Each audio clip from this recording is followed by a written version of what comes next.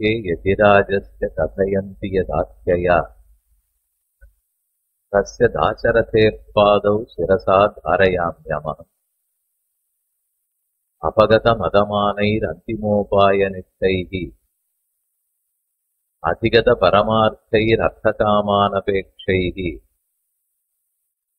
निखिलजनसुहृद्भिर्निर्जितक्रोधलोभैः परवरमुनिभृत्यैः अस्तु मे नित्ययोगः सकलवेदान्तसारार्थपूर्णाशयम् विपुलवाधूलगोत्रोद्भवानां परम्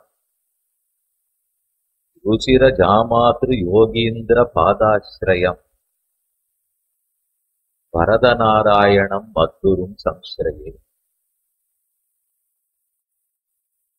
श्रीमद्वेदमार्ग प्रतिष्ठापनाचार्यराय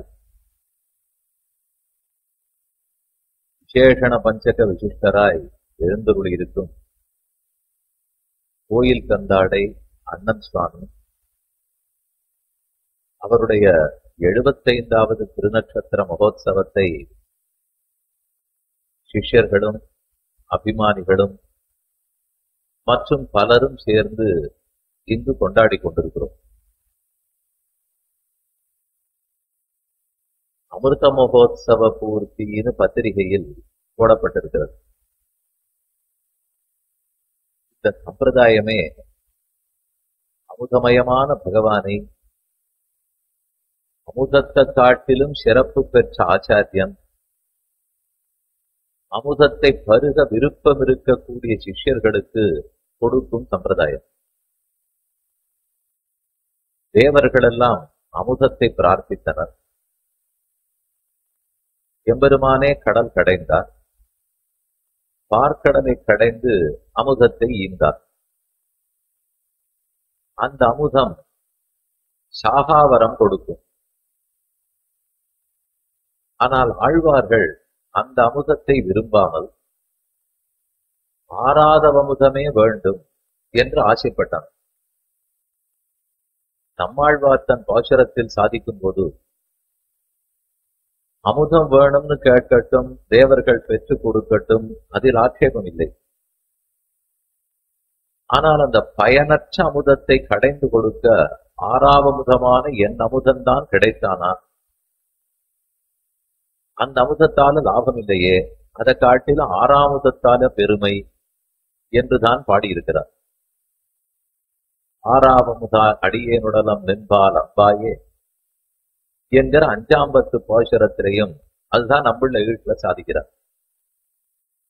அதனால அமுதத்தை காட்டிலும் பகவான் ஆறாத வமுதனாய் செவிட்டாத வமுதனாக உள்ளார். இதெல்லாம் சொர்க்கத்தை கொடுக்கக்கூடிய அமுதமாக இருக்கலாம், பிறவாமை இரவாமை இதெல்லாம் கொடுக்கும். ஆனால் ஆத்மஸ்வரூபத்தினுடைய உஜ்ஜீவனத்துக்கு அது வழிவகுக்காது. எம்பெருமானுடைய திருவடிகளை மீளாமல் கிட்டுவிக்குமானால் இல்லை. அதை நமக்கு ஏற்படுத்தி கொடுக்கக்கூடியவர்கள் ஆச்சாரியர்களே. பெருமான்கிற அமுதத்தை யார் கடைந்தெடுத்து கொடுப்பது? உலகத்துல சாதாரண அமுதத்தை பகவான் கடைந்து தேவர்களுக்கு கொடுத்து விட்டார். பக்தர்களான நமக்கு பகவான்கிற அமுதத்தை, ஆறாமுதத்தை யார் எடுத்து கொடுப்பது? அதற்காகத்தான் இந்த சம்பிரதாயத்திலே நிறைய ஆச்சாரியர்கள் அவதரித்தனர்.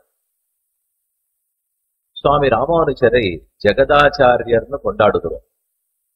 இந்த ஆச்சாரியர்களுக்கெல்லாம் தலைவராக இருக்கிறார். இந்த கட்டுப்பாடு, இந்த திட்டம் ஒரு அழகான ஏற்பாடு. எம்பெருமானே தன் திருவுள்ளத்திலே கொண்டு இந்த சம்சாரிகள் எல்லாம் முக்தி அடைவதற்கு நாம கீழே சென்று திருத்தி அவதாரங்கள் பண்ணி இதெல்லாம் சமப்படுவதை விட அவர்களை கொண்டே அவர்களை திருத்த வேணும் என்று தன் திருவுள்ளத்தில் சங்கல்பித்தார். அப்படின்னா இந்த ஜீவாத்மாக்கள் மனுஷர்களாக பிறந்திருக்க நம்ம ஆட்ட இருக்கிற சிலரை கொண்டே அதுல சிறப்பானவர்களை கொண்டு நம்மை திருத்த வேணுங்கிறதுக்கு தான் ஆழ்வார்களை எல்லாம் மனிதர்களாக அவதரிப்பித்தார். இல்லைன்னா ஆழ்வார்கள் யாரு? அவர்கள் எல்லாமே நித்திய சூரிகள். நித்திய சூரிகள் திவ்ய சூரிகளாக பிறந்தனர். நித்திய சூரினா ஆதிசேஷன், விஸ்வக்சேனர், கருடன், இவர்களெல்லாம் நித்திய சூரிகள். இவர்களை பார்த்துத்தான் பூலோகத்தில் போய் பிறந்து திருத்தி விட்டு வாருங்கோள்னு பெருமான் நியமிக்கிறார்.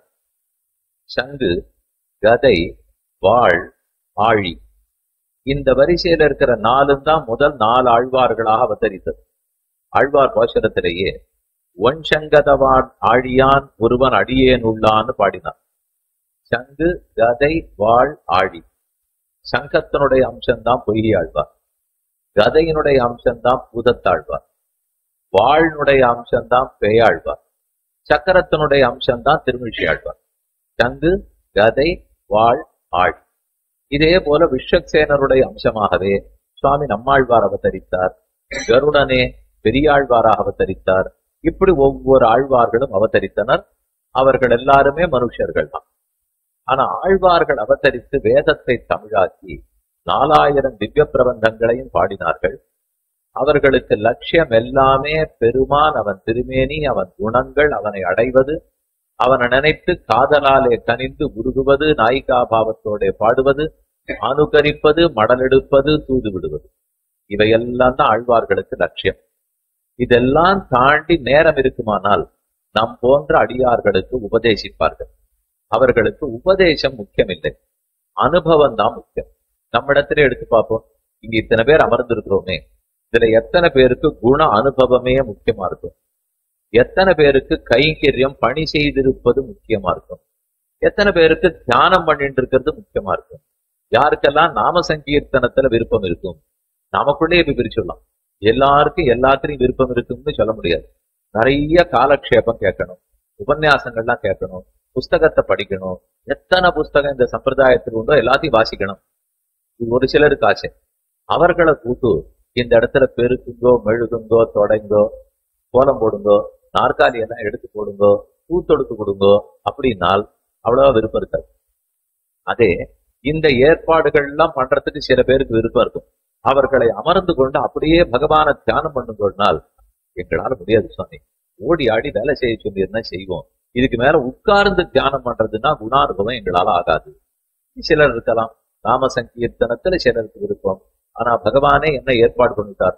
மனத்தாலோ, மொழியாலோ, மெய்யாலோ எப்படி ஒன்னால கைங்கரியம் பண்ண முடியுமோ அப்படி பண்ணலாம். இப்படித்தான்ங்கிறது இல்லை. இதுல 3ஆலும் பண்ண முடியுமானால் ரொம்ப சௌக்கியம். வாயினால் பாடி மனத்தினால் சிந்திக்க தூமலர் தூவி தொழுதுன்னு ஆண்டாள் பாசுரத்துல சொன்னா போரே, எல்லா விதத்திலையும் கைங்கரியம் பண்ண முடியும்னா முடியலாம். ஆனா ஆழ்வார்களை பொறுத்த வரைக்கும் பகவானையே நினைத்து உள்கலங்கி மோகித்து அப்படியே 6 மாச காலம் மயக்கமா இருந்து அவனை அனுபவித்தல், அவனுடைய குணங்களை விடாமல் துதித்தல், இதுதான் ஆழ்வார்களுக்கு முடியும். பகவான் பார்த்தார், நாம போய் அவதாரம் பண்ணித்தான் திருத்த முடியல, ஆழ்வார்களை பிறக்க சொன்னோம். ஆழ்வார்களும் அவதரித்து 4000 நன்னதான் பாடினார்கள். ஆனா உபதேசத்தில் அவ்வளவா அவர்களுக்கு எண்ணம் இல்லை. இந்து ஆழ்வார்கள் பாசுரத்திலையும் உபதேச பதிகங்கள் இருக்கின்றன.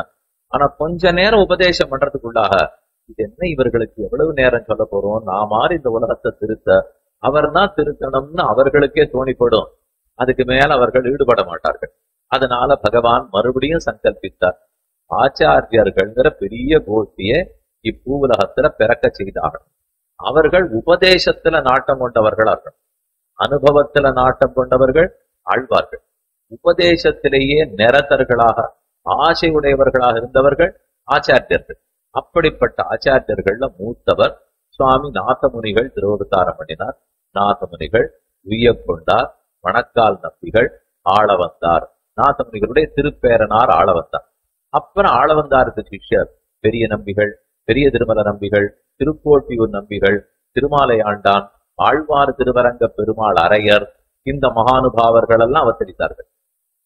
அதுல பெரிய நம்பிகளுக்கு சிஷ்யராகவும் பெரிய திருமல நம்பிகளுக்கு மருமகனாகவும் எழுந்தருளி இருந்து ஆச்சரியமா இந்த ஜகத்தையே நிர்வகித்து நம் போன்ற அனைவருக்கும் முக்தி அளிப்பதற்கென்னே அவதரித்தவர் சுவாமி ராமானுஜர்.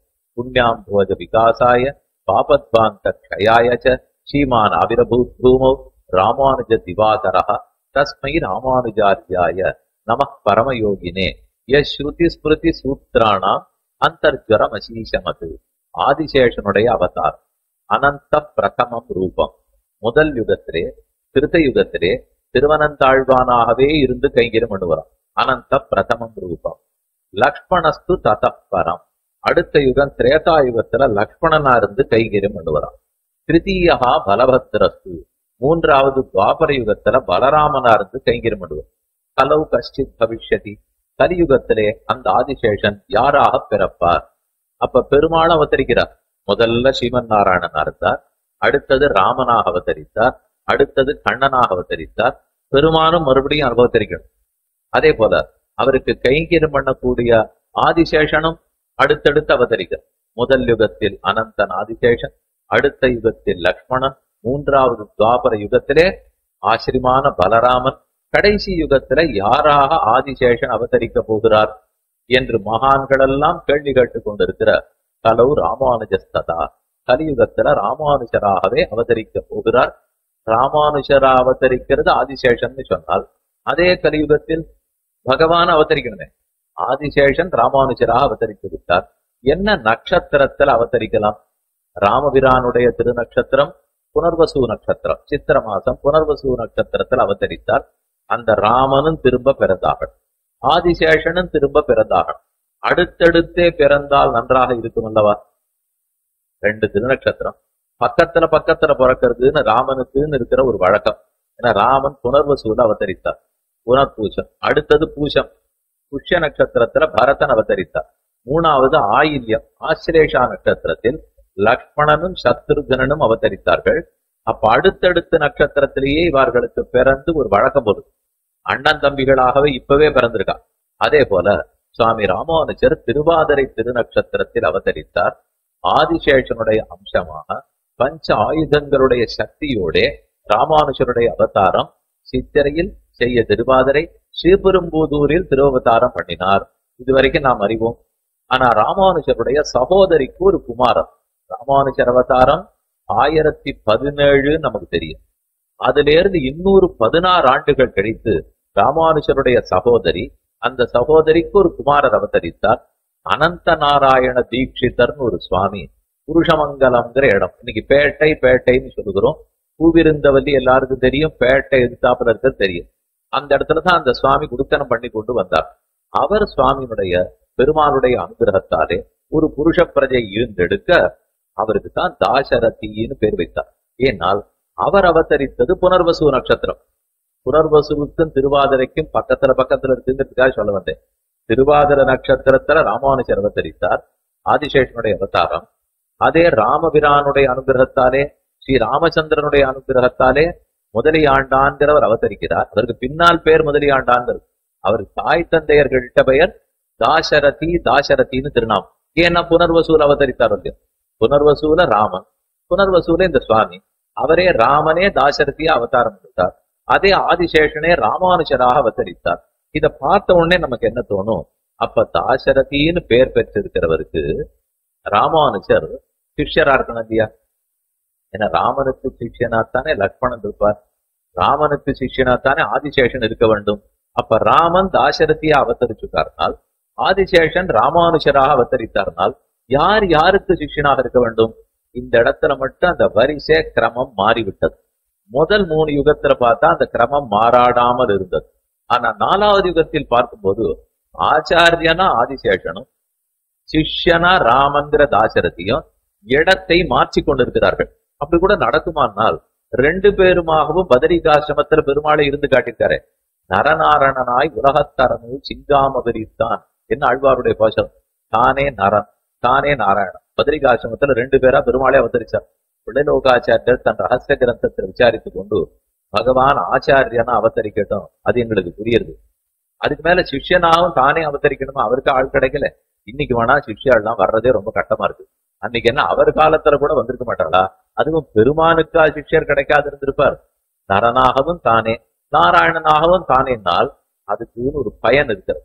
நம்ம ஆச்சாரியனாவே பிறந்து உலகத்தாருக்கு வழிகாட்டினால் ஆச்சாரியர்கள் புரிந்து கொண்டு விடுவார்கள். அப்ப சிஷ்யர்கள் தாங்கள் எப்படி வாழணும்னு எப்படி தெரிஞ்சுப்பா? அதனால பெருமானே சிஷ்யனாகவும் அவதரித்து இப்படித்தான் சிஷ்யர்கள் இருக்க வேண்டும் என்னும் முன்னோடியாக இருந்து உலகத்து சிஷ்யர்களுக்கெல்லாம் புரிய வச்சிருக்கார். அவரே எல்லாமா இருந்தா தான் நம்ம புரிஞ்சுப்போம். இது நாம யாரான்னு பண்ணி காட்டினா சட்டுன்னு ஒத்துக்க மாட்டோம். பெருமானே சிஷ்யனா அவதரிச்சுட்டார்னால் சரி சரி அவரை பார்த்து நடக்கணும்னு புரிஞ்சுப்போமா இல்லையா? அதை ஞாபகம் வச்சுக்கோ. அதே போலத்தான் இங்கே ராமானுஜர் ஆச்சாரியனாக இருக்க போகிறார், தாசரதி சிஷ்யனாக இருக்க போகிறார். ஏன் ராமபிரான் சிஷ்யனாக வந்தார்னால், ராமன் சிஷ்யனா இருந்து ஊராருக்கு முன்னோடியா இருக்கணும், சிஷ்யர்கள் எல்லாம் எப்படி நடக்கணும்ன்றத சொல்ல போறார். ஆதிசேஷன் ஏன் ஆச்சாரியன் ஆயிட்டார்னால், ஆச்சாரியன் எப்படி நடக்கணும் உலகத்துக்கு தெரியும். ஒரு தடவை ஆதிசேஷன் இருந்து காட்டட்டும். அதுலயும் ஒரு சிறப்பு இருக்கு. பெருமானே ஆச்சாரியனாக இருந்து நடத்தினார்னால் நமக்கு ரொம்ப தூரம் அதுல பற்று நம்பிக்கை வராது. ஏன்னா பகவான் ஒன்ன பண்றார்னால் அவரோ சர்வஜன் சர்வசக்தன், உலகத்துல எல்லாமே என்ன நடக்கிறதுங்கிறது அவருக்கு தெரியும். நம்ம கட்டம் போய் அவருக்கு தெரியுமான்னு தோணிக்கொடும். முதலாளிகளுடைய கட்டம் தொழிலாளிக்கு தெரியாது, தொழிலாளியினுடைய கட்டம் முதலாளி தெரியாது. பகவான் ஆச்சாரியனா அவதரித்திருந்தால், மனுஷன் ஆச்சாரியனா இருந்தா தான் நம்ம கட்டம் அவருக்கு புரியும். நமக்கு என்னென்ன சொல்லிக் கொடுக்கணுமோ சரியா சொல்லிக் கொடுப்பார். இதுவே பெருமாள் ஆச்சாரியன் வச்சுட்டால், சாமி அவருக்கு என்ன, அவர் என்ன நடக்கிறதுன்னு அவருக்கு தெரியும். சீதையை ராவணன் தூக்கின்னு போயிட்டான்னு அவருக்கு தெரியுமா தெரியாதா? தான் போய் சண்டையை போட்டு தூக்கின்னு வந்துட போறோம்னு அவருக்கு தெரியுமா தெரியாதா? ஹனுமான்ட்ட மோதிரத்தை கொடுத்தா தாழ்விடுவார்னு ராமனுக்கு தெரியுமா தெரியாதா? எல்லாம் தெரியும். ராமாயண கதை நன்னா நடத்தணும்னு அவர் நடத்திருக்கார். இப்படின்னு தான் ஒரு மாதிரி சந்தேகத்தோட நாம நம்புவோமே தவிர, ஆமா மனுஷனா இருக்கிறவர் ஆச்சாரியனா இருக்கார், எனக்கு ஒண்ணும் கவலை இல்லை, என் கட்டம் அவருக்கு தெரியும்னு நாம நம்ப வேண்டாமா? அது ஒரு ஜீவாத்மா இருந்தா தான் புரிஞ்சுக்க முடியும். அதுக்காகத்தான் பெருமானே பார்த்து ஆதிசேஷனான ராமானுஜரை ஆச்சாரியனாகவும் தாசரதியான முதலியாண்டான் தானே பிறந்து சிஷ்யனாகவும் இருந்து, இப்படி ராமன் லக்ஷ்மணன் ரெண்டு பேரும் புனர்வசு திருவாதிரை, ராமன் புனர்வசு நட்சத்திரம், அதே ஆஸ்லேஷால லக்ஷ்மணன் பிறந்தா போல இங்கேயும் திருவாதிரை புனர்பூசம், இந்த ரெண்டரையும் மாற்றி திருவதாரம் பண்ணி ஆச்சாரியனாகவும் சிஷ்யனாகவும் இருந்தனர். அந்த சுவாமிக்கு தாசரதின்னு பட்டம் வந்தது, இயற்பெயர். அவருக்கு தான் முதலி ஆண்டான். இந்த சம்பிரதாயத்துல முதலிகள்னால் ஆச்சாரியர்கள் எல்லாரையும் முதலிகள்னு சொல்லுவார்கள். அந்த முதலிகளுக்கெல்லாம் ஆண்டான். அந்த முதலிகளையெல்லாம் ஆண்டு தலைவராக இருந்து வழி நடத்திய பெருமை முதலியாண்டானை சேரும். பாதுகே யதிராஜஸ்ய கதயந்தி யதாக்கியா தஸ்ய தாசரதே பாதௌ சிரசா தாரயாம்யகம். இந்த ஸ்லோகம் முதலியாண்டான பத்தின ஸ்லோகம். பாதுகே யதிராஜஸ்ய, சுவாமி ராமானுஜருடைய பாதுகையாக எழுந்தருளி இருந்தவர். கதயந்தி யதாக்கியா தஸ்ய தாசரதே பாதௌ, அந்த தாசரதியினுடைய திருவடி தாமர்களில் சிரசா தாரயாம்யகம், அந்த திருவடிகளை நாம் தலையால தரிப்போம். இது அந்த சுவாமிக்கு நாம செலுத்துகிற அஞ்சலி, நாம செலுத்தக்கூடிய நமஸ்காரங்கள். அவருக்கு இன்னும் 3 பெருமை இருந்துதான். பாதுகாத்வம், அஜகத் பாகினேயத்துவம், பாதுகாத்வம் திருதண்டகாம். பாகினேயத்துவம்னா பகினி உடன் பிறந்தவள், பாகினேயர் உடன் பிறந்தவளுடைய மகன், அப்படின்னா மருமகன் வச்சுக்கோ, மாமா மருமகன் உறவு. அஜகத் பாகினேயத்துவம், ராமானுஜரை விட்டு பிரியாமல் இருந்த மருமகன் உறவு. ராமானுஜருடைய சகோதரிக்கு குமாரராக அவதரித்தார். உறவுக்காரர்கள் கூட எப்பவும் இருப்பா தெரியும். அதுவும் மாமா மருமகன் அத்தை மருமகன்கிற உறவா இருந்தா அது எப்பவும் பிரியவே பிரியாது. கல்யாண சமயத்திலையும் சீரி சனத்தி பண்றதுக்கு முதல்ல அவர்களைத்தான் கூப்பிடுவார்கள். அப்படி விட்டு பிரியாம லௌகிகர்கள் கிரகஸ்தர்களுக்கு இருக்கிறது புரியும்.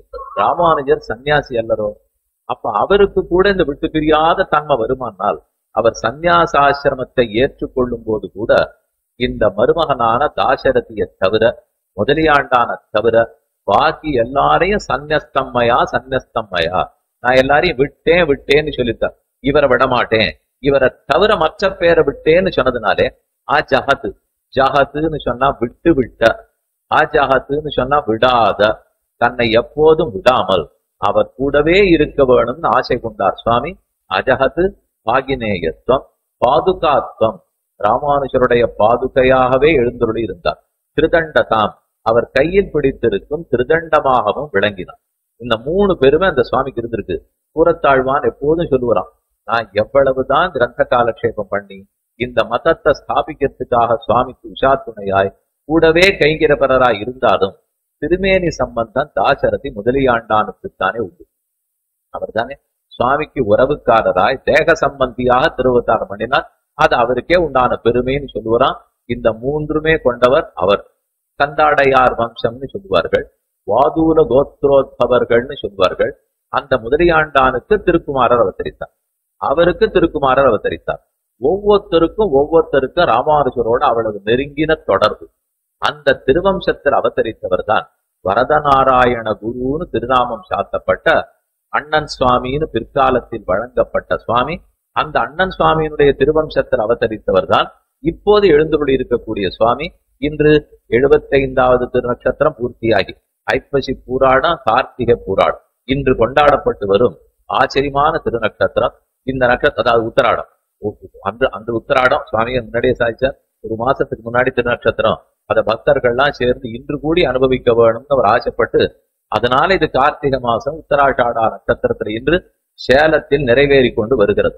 இப்படி ஒரு பரம்பரைன்னு வச்சுக்கோங்க.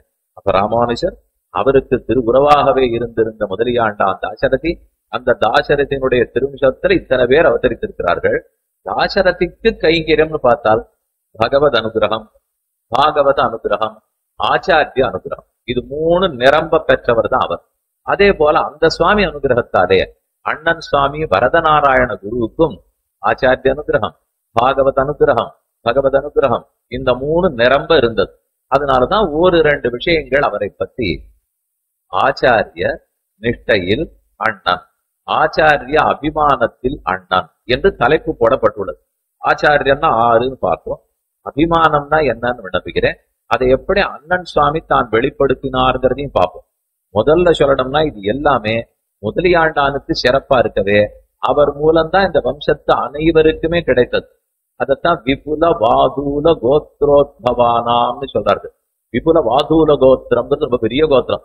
அதனால இந்த வம்சத்தவர்கள் எல்லாருக்குமே வாதூல வம்சம்னு சொல்வார்கள்.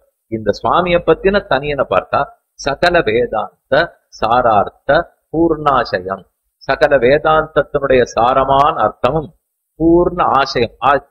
ஜலாசயம்னு சொன்னா நீர்நிலை, இது பக்கத்துல குளம் இருக்கு பாருங்க, அதுக்கு ஜலாசயம்னு பேர்.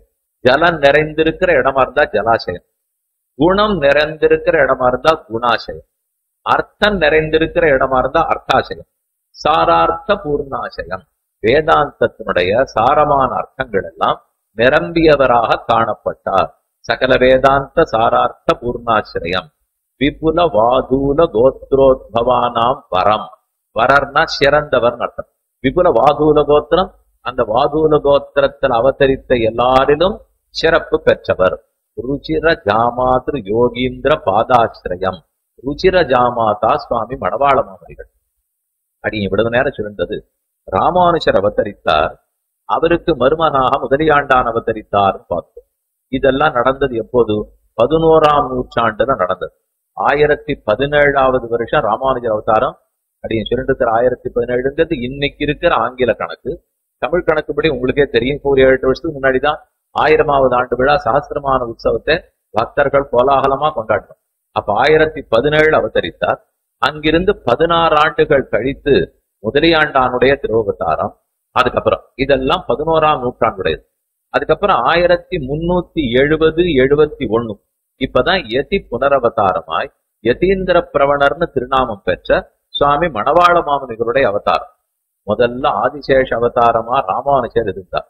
அவர் 120 ஆண்டுகள் இப்பூவுலகத்துல எழுந்துள்ளி இருந்து திரும்ப பெருமான் கைங்கிறதுக்கு வைகுந்தத்துக்கு எழுந்துள்ளார். அதுக்கப்புறம் அவர் விட்டுட்டு போன பணியை தொடர்வதற்காக 1370-71 மணவாள மாமுனிகளுடைய திருவவதாரம். அது நடந்தது ஆழ்வார் திருநகரி. ஒண்ணு தமிழகத்தினுடைய வடக்கு கோடி, இன்னொன்னு தமிழகத்தினுடைய தெற்கு கோடி. வடக்கு கோடியில இருக்கிறது ஸ்ரீபெரும்புதூர், தெற்கு கோடியில இருக்கிறது ஆழ்வார் திருநகரி. 2 பேருமே சன்னியாசிகள், 2 பேருமே ஆதிசேஷனுடைய அவதாரம். இருவருமே மோட்சத்துக்காகவே பிரபத்தி மார்க்கத்தை உபதேசம் பண்ணவர்கள். அந்த மணவாள மாமுனிகள் தான் 1370-71 அவதரித்தார்த்தாலும் ஐப்பசி மூலத்துல திருவவதாரம் பண்ணியிருந்தாலும் 1414வது வருஷம், கிட்டத்தட்ட அவருக்கு 44 வயசுன்னு வச்சுக்கோங்க. 1414வது வருஷம் ஸ்ரீரங்கத்துக்கு எழுந்துள்ளார். நம்பெருமாள் பெரிய பெருமாளை மங்களாசாசனம் பண்றார்.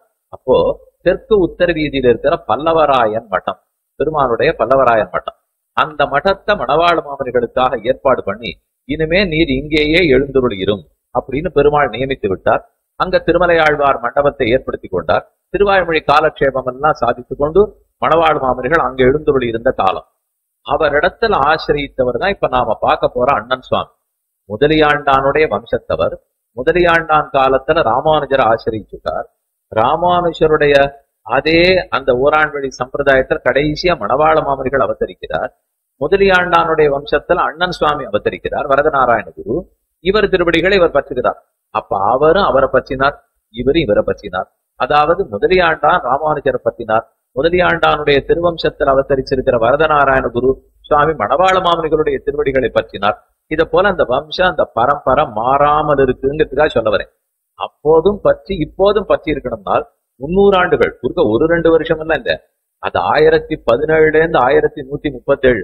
மணவாள மாமனுடைய காலம் 1370-71 1443.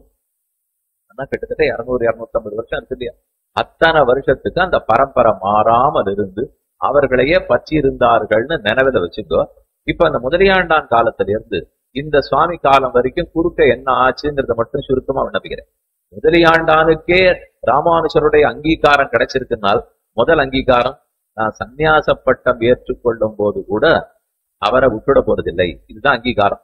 பொதுவா சன்னியாசின்னு ஏற்றுனுட்டாலே யாரையுமே கூட வைத்துக் கொள்ள மாட்டார்கள், எல்லா பொருளையும் விட்டு விடுவார்கள். ஆச்சாரியன் ராமானுஜரை ஆச்சாரியன்னு கொண்டாடுறோம், ஜெகதாச்சாரியன்னு கொண்டாடுகிறோம். குரு ரிதிச்ச பதம் பாதி, குருங்கிற சொல்லோ ஆச்சாரியன்கிற சொல்லோ ராமானுஜரிடத்துலதான் பூர்ணத்துவத்தை அடைகிறது. அதுதான் நிறம் பெறுகிறது, சித்தி பெறுகிறது. அனைத்துலகும் வாழ பிறந்த எதிராச மாமுனிவான்னு கொண்டாடுகிறோம். ஒத்தர் 2 பேருக்கு மோட்சம் இல்லை, ராமனும் மோட்சம் கொடுத்தார். தன் காலத்தில் இருந்தவர்களுக்கு, அயோத்தியில் இருந்தவர்களுக்கு மோட்சம் கொடுத்தார். ஆனா ராமானுஜர் முக்தி கொடுக்கிறார்னால் தன் காலம், பிற்காலம், தான் ஊர், எந்த ஊர், எதிலிருந்து ஆச்சாரிய சமாச்சயனம் பண்ணி கொண்டாலும் ராமானுஜ சம்பந்தத்தை பெற்றிருந்தாலும் மொத்த பேருக்கு முக்தி அளிக்கிறார். இதனாலதான் பெருமான காட்டிலும் ராமனை விட ராமானுஜருக்கு இருக்கிற ஏற்றம். ராமனிடத்துல ஒரு சொத்து இருந்தா 1 மடங்கா இருக்கணும், ராமானுஜர் இடத்துல சொத்து இருந்ததுன்னா 1 மடங்கு 9 மடங்கு ஆயிடும். எங்க சொல்லப்பட்டிருக்குன்னால், ராமன் நாட்டை ஆள்வதற்காக திரும்ப வருகிறார். 14 வருஷம் காட்டுல இருந்தார். அதுக்கப்புறம் ராவணன் ஜெயிச்சுட்டார், அழிந்து போனார். விபீஷணனுக்கு பட்டாபிஷேகம், திரும்ப நந்தி கிராமத்துக்கு வந்துட்டார். அப்ப பரதன் நந்தி கிராமத்திலிருந்து தான் நாட்டை ஆண்டு இருக்கார்.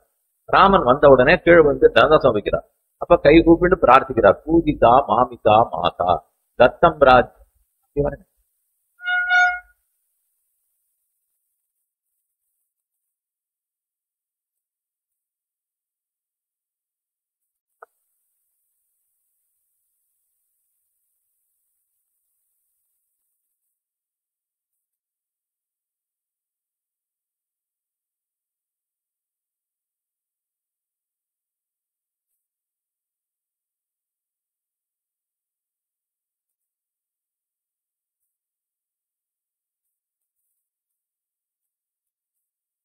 பரதன் ராமனுடைய திருவடிகளை பற்றி, ராமானி அடிய நடத்துல ராஜ்யத்தை பார்த்துக்கோன்னு சொல்லிட்டு கொடுத்துட்டு போனாய், அடிய இப்ப அந்த ராஜ்யத்தை உங்ககிட்ட திரும்ப சமர்ப்பிக்கிறேன்னு கொடுக்குறார்.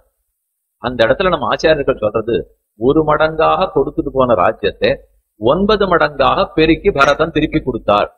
எப்படி சுவாமி 14 வருஷத்துக்குள்ளே 1 மடங்கு ராஜ்யம் 9 மடங்கு ராஜ்யம்னா இன்னைக்கு இருக்கிற பொருளாதார நிபுணர்கள் கூட அவரிடத்துலதான் கேட்டுக்கணும். அப்படி எல்லாம் பெருக்கிட முடியுமா? அவர் அதுக்கு ஒரு வழி வச்சிருந்தார். பாதுகை, மறுபடியும் நான் எந்த பாதுகையை பத்தி இத்தனாழி விண்ணப்பம் பண்ணிட்டேனோ அதே பாதுகையினுடைய சிறப்பு தான் அங்கேயும். பாதுகைக்கு பட்டாபிஷேகம் பண்ணிட்டு ஊர்ல என்ன வசூல் பண்ணணும்னாலும் பரதன் தாம் போய் வசூல் பண்ண வந்துருவோம். வரி வசூல் பண்ணணும், இவர் போய் எடுத்துன்னு வந்துருவோம். என்ன செலவு வரணும்னாலும் நான் ராஜா இல்ல, பாதுகை தான் ராஜா, அதை கேட்டு செலவழிச்சுங்கன்னு சொல்லிட்டு வரோம். பாதுகை வாய திறக்குமா? அதனால செலவே இல்லைன்னு அர்த்தம். வரவெல்லாம் வந்துடும், செலவெல்லாம் பார்த்து பார்த்து ஜாகிரதையா செய்தா, அந்த கட்டுப்பட்டியா பார்த்து செஞ்சாதான் கஜானா நிறையும். அதனால ராமனிடத்துல ராஜ்யம் இருக்கிறச்சே 1 மடங்கா இருந்துதான். ராமானுஷரான பாதுகையினிடத்துல ராஜ்யம் இருக்கும்போது 9 மடங்கு ஆயிடுதான். அது போல இங்கேயும் வச்சுக்கணும். பெருமானிடத்துல ராஜ்யம் இருக்கிறத விட பாதுகையான முதலியாண்டான் இடத்துல ராஜ்யம் இருந்ததுனால், அதனாலதான் தென்னரங்கன் செல்வம் முத்தும் திருத்தி வைத்தான் வாழியே ஸ்ரீரங்க ஸ்ரீயம் அனுபத்திரவா மனுதினம் சம்பர்த்தையா என்று ஸ்ரீரங்க ஸ்ரீ இவ்வளவு தூரம் வளர்ந்து காட்சி அளிக்கிறது. எனக்கு சொல்ல வந்தேன், அப்படி ராமானுஜருடைய கடாட்சம் முதலியாண்டானுக்கு இருந்தது. அப்படி ராமானுஜருடைய கடாட்சம் முதலியாண்டானுக்கு இருந்தது. அவர் பாதுகையாகவே இருந்தார், விட்டு பிரியாதவராக இருந்தார். ராமானுஜருடைய கடாட்சத்தை நேர பெற்றிருந்தார். ஆச்சாரியங்கிற சப்தம், அந்த திருநாம ராமானுஜரிடத்திலேயே நிறம் பெறுகிறது. ஆச்சாரிய ஸ்துதே கதிம் பக்தான்னு சொல்லுவார்கள்.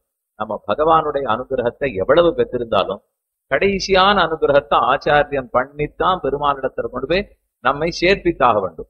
ஆசினோதிகி சாஸ்திரார்த்தான், ஆச்சாரியங்கிற சொல்லுக்கு அர்த்தம் எல்லா சாஸ்திரார்த்தங்களையும் ஐயன் திரிபர கஷடர கற்கிறார். முதல்ல அவர் கற்கணும். ஆசினோதிகி சாஸ்திரார்த்தான் ஆச்சாரிய ஸ்தாபயத்யபி, அடுத்தது தன் சிஷ்யர்களை எல்லாம் அந்த ஆச்சாரத்துல நிலை நிறுத்த வேண்டும்.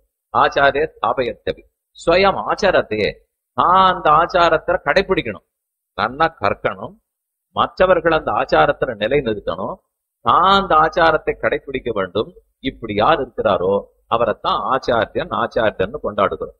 அந்த ஆச்சாரியனிடத்துல அபிமானம், ஆச்சாரியனிடத்துல நிஷ்டைன்னு சொல்லுகிறோம். அது என்ன? பெருமான் திருவடியை பற்றினா சரணாகதி பண்ணோம்னா மோட்சம் கொடுத்துருவோம். ஆனா அதை பத்தி சொல்லும் போது பிள்ளை லோகாச்சாரியர் தன்னுடைய சிவஜன குணத்திலே பக்தியில் அசக்தனுக்கு பிரபத்தி, பிரபத்தியில் அசக்தனுக்கு இதுன்னு ஆச்சாரிய அபிமானங்கிறத பத்தி சொல்றார். கர்மயோகம், ஞான யோகம், பக்தி யோகம், சரணாகதி, இந்த 4 பத்தி எல்லாருக்கும் தெரியும். கர்ம ஞான யோகங்களோட சகாயம் பண்ணப்பட்ட பக்தி யோகம்ங்கிறது உபாசன மார்க்கம். அதையே உபாயமாக பத்தி மோட்சம் போலாம். அதுதான் பிரம்மசூத்திரத்திலே, உபனிஷத்துக்களிலே, பகவத்கீதையிலே எல்லா இடத்திலையும் சொல்லப்பட்ட மார்க்கம். பக்தி யோகத்தாலே முக்தி, பக்தி முக்தி கொடுக்கும். பக்தியாத் அனன்யா சக்யா அகமேவம் விதோர்ஜுன ஞாதும் திரட்டுஞ்ச தத்வேன பிரவேட்டுஞ்ச பரந்தபான்னு கண்ணன் சாதிக்கிறார். எம்பெருமானானா அதனுடைய பாஷ்யம் வியாக்கியானத்துல எல்லாம் அது ரொம்ப விளக்கமா சாதித்தார். இந்த 3 நமக்கு தெரியும். கர்மயோகம், ஞான யோகம், பக்தி யோகம். பக்தி நம்மால முடியலேன்னு வச்சுக்கோ. ஏன்னா பக்தி யோகத்துக்கு அதிகிருதாதிகாரம்னு சொல்லுவார்கள். அதுக்குன்னு அதிகாரம் இருக்கணும். இந்த மாதிரி பிறந்திருக்க வேண்டும், ஆணாக இருக்குமா, பெண்ணாக இருக்க வேண்டுமா, இன்னென்ன அனுஷ்டானங்கள் எல்லாம் இருக்க வேண்டும். இத்தனை பல 1000 ஆண்டுகள் கூட பக்தி சித்தி அடையறதுக்கு நேரம் பிடிக்கலாம். இதெல்லாம் பக்திய உபாயமா கொண்டா, பக்திய மார்க்கமா கொண்டு அதன் மூலம் மோட்சம் போனோம்னா இந்த இன்னல்கள், இந்த இடர்பாடுகள்லாம் இருக்கு. அதெல்லாம் முடியாது. அதனாலதான் கண்ணனே கீதையில சொல்லிட்டார், சர்வ தர்மான் பரித்யஜ்ய மாமேகம் சரணம் பிரஜ அகம் துவா சர்வ பாபேப்யோ மோக்ஷயிஷ்யாமி மா சுச்சஹா. என்னையே பற்று. நான் இவ்வளவு நேரம் சொல்லிட்டு இருந்த மற்றது எல்லாத்தையும் விட்டுட இருக்குண்ணா, என்னை மட்டுமே பற்று. நான் இத்தனை நேரம் கர்ம ஞான பக்தி யோகம் இத்தனையும் சொல்லிட்டு வந்தேனே, அதெல்லாத்தையும் கூட விட்டுடு. சர்வ தர்மான் பரித்யஜ்ய, என்னையே உபாயமாக பற்று. மாமேகம் சரணம் பிரஜ, நான் உன்னை எல்லா பாபங்களில் நின்று விடுவிக்கிறேன், சோகப்படாதே. இதைத்தான் பிரபத்தி சரணாகத்தின்னு சொல்றோம். பக்தியில நமக்கு பயம் இருந்ததுன்னா சரணாகதி பண்ணிடலாம். பக்தியில என்ன பயம் வரும்? நான் சுதந்திரனா எத்தனை வருஷம் பண்ணிட்டு இருக்கிறது, இது எனக்கு ஆகுமா ஆகாதான்னு தெரியாது, அதிலேயே எனக்கு கொஞ்சம் ஆணவம் எல்லாம் வந்தாலும் வந்துவிடலாம், வேண்டாம் அப்படின்னு பக்தியில அசக்தி இருந்தா சரணாகதிக்கு வந்துடுவோம். அந்த சரணாகதியில அசக்தினால், ஏன்னா சரணாகதி பண்றது பகவானிடத்தே. அவர் சிசுபாலனுக்கு மோட்சம் கொடுத்தாலும் கொடுப்பார், பெத்த தசரதனுக்கு மோட்சம் இல்லே சொர்க்கத்துக்கு போன்னு சொன்னாலும் சொல்லுவோம். இந்த 2 அவர் பண்ணியிருக்கார். தசரதன்னா பெத்தவர், நந்தகோபாலன் அவர்கள்லாம் பெற்றவர்கள். அவர்கள்லாம் சொர்க்கத்துக்கு போயிட்டு என்னைக்கோ மோட்சத்துக்கு போயிருக்கா. ஆனா சிசுபாலன் 100 தடவை விஷமா. ஆனா அந்நின்னான செய் சிசுபாலனும் திருவடி தாட்பால் அடைந்தான் ஆழ்வார் சாதிக்கிறார். அப்ப சிசுபாலனுக்கும் கொடுப்பார், தசரதனுக்கும் கொடுக்க மாட்டார். நம்ம பாடு என்ன நடக்குமோ நடக்காதோ சந்தேகமா இருக்கு. சித்திர் பவதிவா நவா இது சம்சயா அச்சுத சேவினாம். நான் அச்சுதனான பெருமானுடைய திருவடிகளை பற்றினேன், எனக்கு மோட்சங்கிற சித்தி கிடைக்குமோ கிடைக்காதோ, பவதிவா நவா கிடைக்குமா கிடைக்காதா என்கிற சம்சயம் இருந்துட்டே இருக்குமா.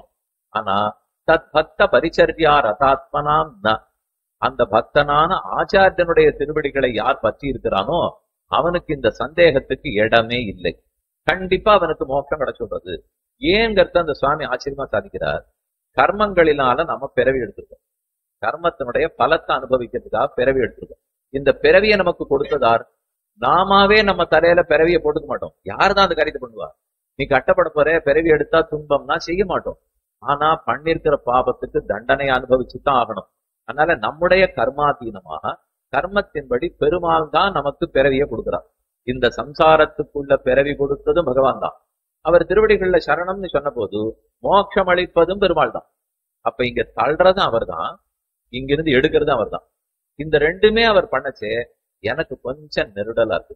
தள்ளுவானன் எடுப்பானன், இதுக்கு அவர் தள்ளாமலே இருந்திருக்கலாம். என்னால் அவரால் அது பண்ண முடியாது. தள்ளித்தான் ஆகணும், இல்லைன்னா என் கர்மத்துக்கு நான் பலத்தை அனுபவிக்க மாட்டேன். கர்மத்துக்கு பலன் கிடையாதுன்னு சொல்லிட்டோம், இது பலன் உண்டுன்னு சொல்லச்சேவே உலகம் போற போக்கு தாங்கல. இதுக்கு மேல நீ என்ன வேணா பண்ணிக்கோ, உனக்கு ஒண்ணு கட்ட நட்டமே வராதுன்னு சொல்லிட்டா எல்லாருமே தப்புதான் பண்ணிட்டு இருக்கோம். அதனால அப்படி பெருமாள் விட்டுட முடியாது. நம்ம கர்மத்துக்கு பலத்தை அவர் கொடுத்துத்தான் ஆக வேண்டும். அதனால பிறவி கொடுக்கிறார். இது இனிமே வேண்டாம்னு சொல்லி திருவடியை பற்றினோம்னால் முக்தி கொடுக்கிறார். இதுவும் பண்றார், அதுவும் பண்றார். பந்தத்துக்கும் காரணமா இருக்கார், மோட்சத்துக்கும் காரணமா இருக்கார். அதை நினைச்சுதான் எனக்கு கொஞ்சம் கலக்கமா இருக்கு, பயமா இருக்கு. பந்த மோட்சங்கள் ரெண்டுத்துக்கும் காரணமா இருக்காரே, ஒருவேளை என் பந்தத்தையும் திருப்பி திருப்பி ஏற்படுத்திடுவாரோ, முக்தி கொடுப்போரோன்னு நினைக்கிறதுக்கு அவர் சுதந்திரன். என்ன செய்யறாருன்னு யாரும் கேள்வி கேட்க முடியாது. சுவாதந்திரத்தோட ஈடுபட்டாலே நிரங்குஷ சுவாதந்திரம்னு சொல்லுவார். அடக்குவார் இல்லாத, நிவாரகர் இல்லாத, தடங்களே இல்லாத சுவாதந்திரம். ஒண்ணுமில்லாத என்ன கொண்டு போய் வைகுந்தத்தில் உட்காத்தி வச்சாலும் யாரும் கேட்க முடியாது. வைகுந்தத்துல இருக்கிற ஒரு நித்திய சூரிய பார்த்து நீ போய் கீழே பெறனாலும் யாரும் கேட்க முடியாது. இத்தையும் கொண்டு போய் அங்க உட்காத்துவார், அத்தையும் கொண்டு வந்து கீழே உட்காத்துவார். இது ரெண்டுமே பண்ண முடிஞ்சவரா இருந்தா எனக்கு நம்பிக்கை வரணுமே. எங்கிட்டையும் அவ்வளவெல்லாம் நன்மைகள் இல்லைன்னு தெரியுது. ரெண்டு வித பாப புண்ணிய ரூப கர்மங்கள் இருக்கு. இதுல இருந்து வெளியில வரணும். அதனால நீங்க யோசிச்சு பாக்குறேன், ஈஸ்வரனுடைய சுவாதந்திரத்தை கண்டு பயமா இருக்கு. அவர் என்ன பண்ணுவார்னு தெரியலையே. அப்ப பகவான் வேணா பரதந்திரமாக்கிடலாமா? அவர் சுதந்திரனா இருந்து கேள்வி கேட்க முடியாது இருக்கிறதுனால தானே இவ்வளவு சந்தேகமா இருக்கு. அவரையும் கேள்வி கேட்டு சட்டத்துக்கு உட்பட்டவர், இந்த நாட்டின் ஜனாதிபதியாக இருந்தாலும் பிரதான மந்திரியாக இருந்தாலும் சட்டத்துக்கு கட்டுப்பட்டவரேங்கிற மொழியும் அப்படிலாம் ஒண்ணும் காணும். நம்ம பார்த்தா அப்படியே இருக்கு. போற வர வண்டியில வண்டி காடி போறதை பார்த்தா கூட அவளுக்கு தனி பாதையா தான் இருக்கு. நம்ம போற பாதையில இருக்கிறதா தெரியல. என்ன விதான ஒரு வழக்கு தொடரணும்னா கூட அதுக்குன்னு தனியா ஒரு அனுமதியை போய் உச்ச நீதிமன்றத்துல வாங்கிட்டு வந்தா தான் அப்புறம் தான் தொடரவே முடியும். அதுக்கு ஆளுநர் செய்யணும், ஜனாதிபதி செய்யணுங்கிறா. அதனால யாருக்குமே தனிதான் வச்சுக்கோ. ஆனா பேசறச்சே மட்டும் கடவுளாக இருந்தாலும் சட்டத்துக்கு கட்டுப்பட்டவன் ஓன்னு சத்தம் போடுவார். நியாயமா அது கிடையவே கிடையாது. அவர் ஒரு நாளும் சட்டத்துக்கு கட்டுப்பட தேவையும் இல்லை. அவர் ஒருவேளை சட்டத்துக்கு கட்டுப்பட்டார்னு வச்சுக்கோங்களேன், சட்டப்படிதான் எல்லாம் பண்றேன்னு சொன்னா முதல் இழப்பு யாருக்கு தெரியுமோ? அடியனுக்கும் உங்களுக்கு தான். அதே என்ன சொன்ன, எங்களுக்கு என்ன கட்டம்? அவர் சட்டத்துக்கு கட்டுப்பட்டார்னால் பட்டா சட்டத்தின்படி நம்ம மோட்சத்துக்கு போறோம்னா போகவே போறது இல்லைன்னு அர்த்தம். சட்டத்தை தாண்டி உன்னுடைய பாபங்களை எல்லாம் மன்னித்து கொடுக்கிறேன், மறந்து கொடுக்கிறேன், மன்னித்து கூட இல்ல, உன் பாபங்களை எல்லாம் பார்க்காமலே கொடுக்கிறேன்னு சொன்னா தான் நம்ம மோட்சத்துக்கு போறோம். அதனாலே சத்தம் போடாம வாயை திறக்காம அவர் சுதந்திரனாவே இருக்கட்டும்னு ஒத்துக்கிறது தான் நல்லது. அவர் பரதந்திரன் ஆக போனார்னா ஆட்டமே புஸ்தகத்துப்படி நீ என்னைக்கு மோட்சத்துக்கு வார்னா, ஆனா நம்ம எல்லாம் போக மாட்டோம். அவர் சுதந்திரனாவே இருக்கட்டும். ஆனா அவன் சுவாதந்திரத்தை கண்டு எனக்கு பயமா இருக்க. பாரதந்திரத்தோட இருக்கிறவர் எனக்கு மோட்சம் கொடுக்க போறார், பாரதந்திரத்தோட இருக்கிறவர் எனக்கு நல்லது பண்ண போறாருன்னா கண்டிப்பா என் பிரார்த்தனையின்படி கொடுத்துடுவார்னு தெரியும். ஆனா சுவாதந்திரத்தோட இருக்கிறவர் கொடுக்க வந்தா கொடுப்பறோ மாட்டாரோ தெரியல. பகவான்கிட்ட பிரார்த்திக்கிறோம், அவரே முடிவெடுத்தார். ஆச்சாரியனா அவதாரம் பண்றேன் பண்ணிட்டா அது மனுஷ பிறவி தானே, அப்ப பரதந்திரர் தானே, நான் தானே பிறந்திருக்கேன், அப்ப மோட்சம் கொடுப்பேன். எப்ப பெருமான் அவதரிக்கிறாரோ மோட்சம் கொடுக்கிற சக்தி அவரிடத்துல இருந்துரும். எப்ப மனுஷனா பிறந்துட்டாரோ சுவாதந்திரம் இருக்காது, பாரதந்திரம் இருந்துரும். நமக்கு இந்த ரெண்டும் தான் வேணும், இதுவும் வேணும் அதுவும் வேணும். நமக்கு எப்பவுமே இந்த ரெண்டுலயுமே ஆசை இருக்கு. கூழுக்கும் ஆசை, நீச்சக்கும் ஆசைன்னு சாதாரண தமிழ்ல சொல்ல முடியும். அதை போல நமக்கு ஆசை. அது ஒரு சுவாமி பரதந்திரனா இருந்தா தேவையில்ல. ஆனா பரதந்திரனா இருக்கிறவருக்கு மோட்ச பிரதத்துவம் எப்படி வரும்? மோட்சத்தை கொடுக்கிற சக்தியும் இருக்கணும், ரெண்டும் இருக்கணுமா. மோட்சம் கொடுக்கிற சக்தி இருக்கிறவராம இருக்கணும், சொன்ன சொல் பேச்சு கேட்கிற பரதந்திரனாகவும் இருக்கணும். அப்படி ஒருத்தர் உண்டானால் உண்டு. மக்னான் உத்தரத்தே லோகான் காருண்யாது சாஸ்திரபாணினா, பெருமானே சாட்சான் லோகான், சாட்சாத்து ஆச்சாரிய ரூபேண பகவானே திருவதாரம் பண்ணுகிறார். அதனாலதான் இந்த ஆச்சாரியர்களுக்கு எல்லாம் இவ்வளவு பெருமை. அவரே நம்முடைய பூர்வாச்சாரிய பரம்பரை இருக்கே, ஓராண்வழி சம்பிரதாயம், அதனுடைய பரம்பரையில ஆச்சாரிய பரம்பரையில முதல் ஆச்சாரியன் பிரதமாச்சாரியன் பட்டத்தோட பெருமாள் தானே எழுந்துள்ளிருக்கிறார். எவ்வளவு ஏன் பதரிகாசிரமத்துல ஆச்சாரியனா இருந்து அவரே நாராயணனாக அவரே நரனாக இருந்து தானே சிஷ்யர்களுக்கு திருமந்திரத்தை உபதேசம் பண்ணார், நரன் பெற்றுக்கொண்டார். அதனால அவருக்கு ஆச்சாரியத்துவத்துல ஆசை இருக்கு. அதனாலதான் இந்த சம்பிரதாயத்திலையும் பிரதமாச்சாரியனா இருக்கார். தேர்தட்டுல உட்கார்ந்து கீதாச்சாரியன் பேரை வாங்கி கீதை உபதேசிப்பதாகவும் இருக்கிறார். இதெல்லாம் ஆச்சாரியங்கிற சொல்லுக்கு இருக்கிற பெருமை. தான் நன்கு கற்பவராக இருக்கிறார், கற்றவின் மற்ற பேரை அதில் அனுஷ்டிக்க வைக்கிறார், தானும் அனுஷ்டிக்கிறார். பக்தர்களுக்காக தன் திருவடியை பற்றினவர்களுக்கு முக்தி அளிக்கிறார். இதெல்லாம் ஆச்சாரியனுக்கு இருக்கிற ஏற்றம். அந்திமோபாய நிட்டைன்னு சொல்ல வந்தேன். அப்படின்னா முதல் பருவம் பகவான், கர்மயோகம், ஞான யோகம், பக்தி யோகம், பிரபத்தி. இந்த 4 தாண்டி 5வது ஒரு உபாயம் ஒத்துக்கொள்ளப்பட்டிருக்கிறது. அதுதான் இத்தனை நேரம் பார்த்த ஆச்சாரியன் திருவடிகளே உபாயம். ஆச்சாரியனுடைய அபிமானமே உபாயம்ங்கிறது அஞ்சாவது. இந்த நாலுலயும் சிரமம் இருந்தது. கர்மஜான பக்தி யோகங்கள்ல இருக்கிற இடைஞ்சல், என் சுவாதந்திரியம் என்னி கிடைக்குமோ தெரியாது, எப்ப முடியுமோ தெரியாது. அந்த கட்டமெல்லாம் பிரபத்திங்கிற சரணாகதியில் இல்லை.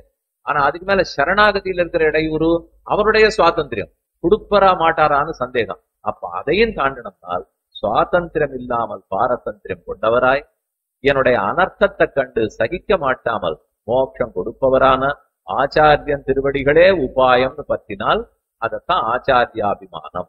ஐந்தாவது உபாயம், அந்திம உபாயம். ஐந்தாவது உபாயம்ங்கிறதுனால்தான் பஞ்சமோபாயம்னு சொல்றாரு. கடைசி உபாயம், அதுக்கு மேல வழி இல்லை. அதனாலதான் அந்திம உபாயம்னு சொல்றோம். அந்திமோபாய நிட்டை, ஆச்சாரிய அபிமான நிட்டை, பஞ்சமோபாய நிட்டை, இது எல்லாமே அந்த விஷயத்தை தான் குறிக்கும். சிவஜன்மோனத்தினுடைய தொடக்கத்தில் வேதார்த்தம் அறிந்து ஸ்மிருதி இதிகாச புராணங்களாலேன்னு தொடங்கினார். வேதத்தினுடைய அர்த்தத்தை எதை பார்த்து தெரிஞ்சுக்கணும்? ஸ்மிருதி இதிகாசம் புராணம். கடைசியில சூத்திரத்தை முடிச்சுட்டார், ஆச்சாரியாபிமானமே உத்தாரகம். அப்ப முதல்தையும் கடைசியில சேர்த்தா வேதார்த்தம், வேதத்தினுடைய சாரமான அர்த்தம், ஆச்சாரிய அபிமானமே உத்தாரகம். இப்ப இனிமே இந்த ஆச்சாரியாபிமானம்னா என்னன்னு பார்ப்போம். ஏன்னா தலைப்பு ஆச்சாரிய அபிமானத்தில் அண்ணன்னு தானே போட்டிருக்கு. ஆச்சாரியங்கிற சப்தார்த்தம் பார்த்துட்டோம். பகவானே தான் அவதரித்தார், சாக்ஷான் நாராயணோ தேவகா. பின்னாடி உட்காந்துருங்க.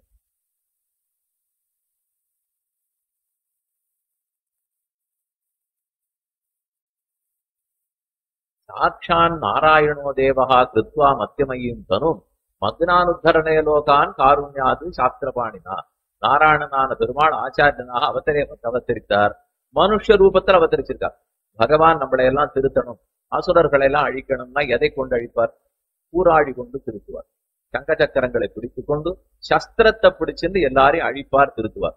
ஆச்சாரியன் சஸ்திரத்தை பிடிச்சுப்பாரு. அவர்கிட்ட வில்லு அம்பு ஆப்பான் இதெல்லாம் அவர்கிட்ட இருக்காரு. சாஸ்திரத்தை கையில் பிடிச்சுக்கிறார். சஸ்திரத்தை கொண்டு திருத்தினது பகவான். சாஸ்திரத்தை கொண்டு திருத்துபவர்கள் ஆச்சாரியர்கள்.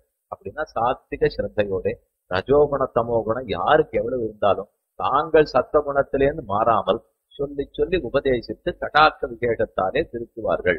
இதுதான் அவர்களுக்கு உண்டான பெருமை. வேதார்த்தம் ஆச்சாரியாபிமானமே உத்தாரகம் என்பது. அந்த அபிமானத்தை தான் அந்திமோபாய நட்டைன்னு சொல்றோம். ஆச்சாரிய அபிமானம்னா என்ன?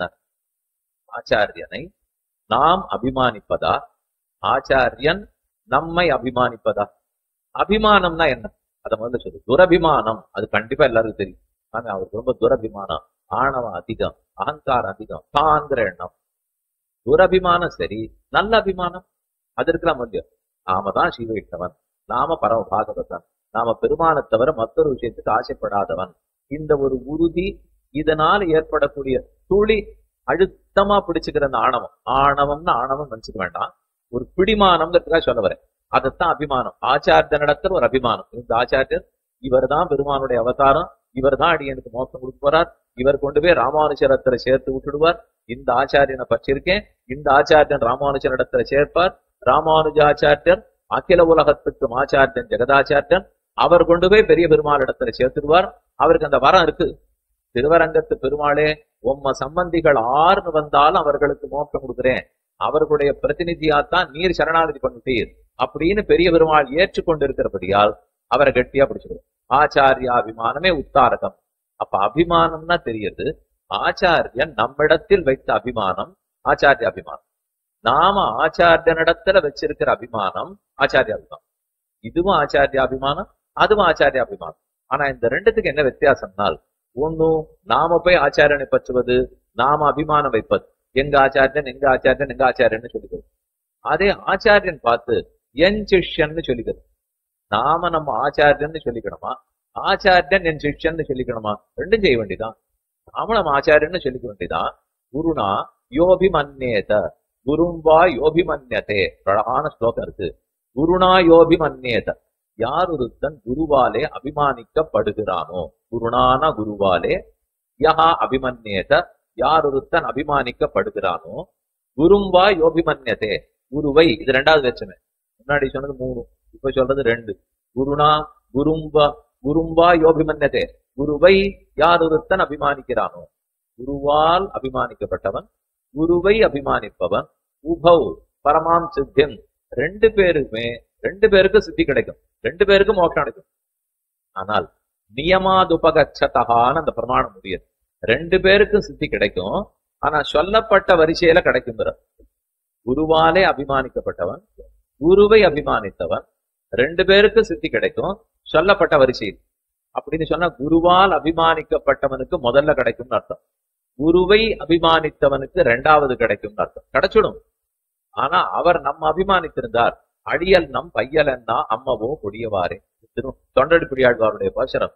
இவன் நம்முடைய பிள்ளை, நாம பார்த்து இவனுக்கு மோட்சம் கொடுத்துடணும்னு குரு நினைக்கணுமா. பாட்டு பெரிய பெருமாளை பத்தினது, அடியல் நம் பையல்னு. அப்ப பெருமானுடைய அபிமானம் நமக்கு ஏற்படணும், ஆழ்வார் அபிமானம் கிடைக்கணும், ஆச்சாரியர்கள் அபிமானம் கிடைக்கணும். அவர்கள் நம்மை அபிமானித்தால் அத பரகத ஸ்வீகாரம்னு சொல்லுவார். நாம அவர்களை அபிமானித்தால் ஸ்வகத ஸ்வீகாரம். ஸ்வீகாரம்னா ஏற்றுக்கொள்ளுதல், ஸ்வகத ஸ்வீகாரம்னால் ஏற்றுக்கொள்ளுதலாகிற பொறுப்பு நம்மிடத்தில் இருக்கிறது. பரகத ஸ்வீகாரம்னால்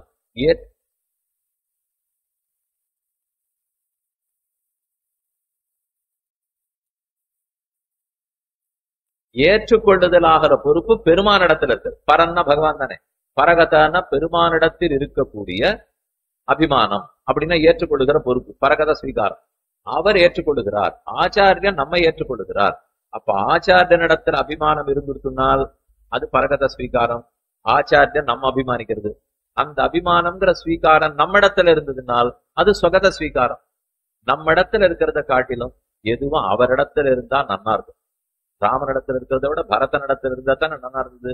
ஒரு சொத்தே கூட நம்மளை பார்த்து ரட்சிப்பாயின்னு சொல்றதை விட ஆச்சாரியர்களிடத்துல ஒப்படைச்சோம்னா நன்னா ரட்சிக்கப்படுமா இல்லையா?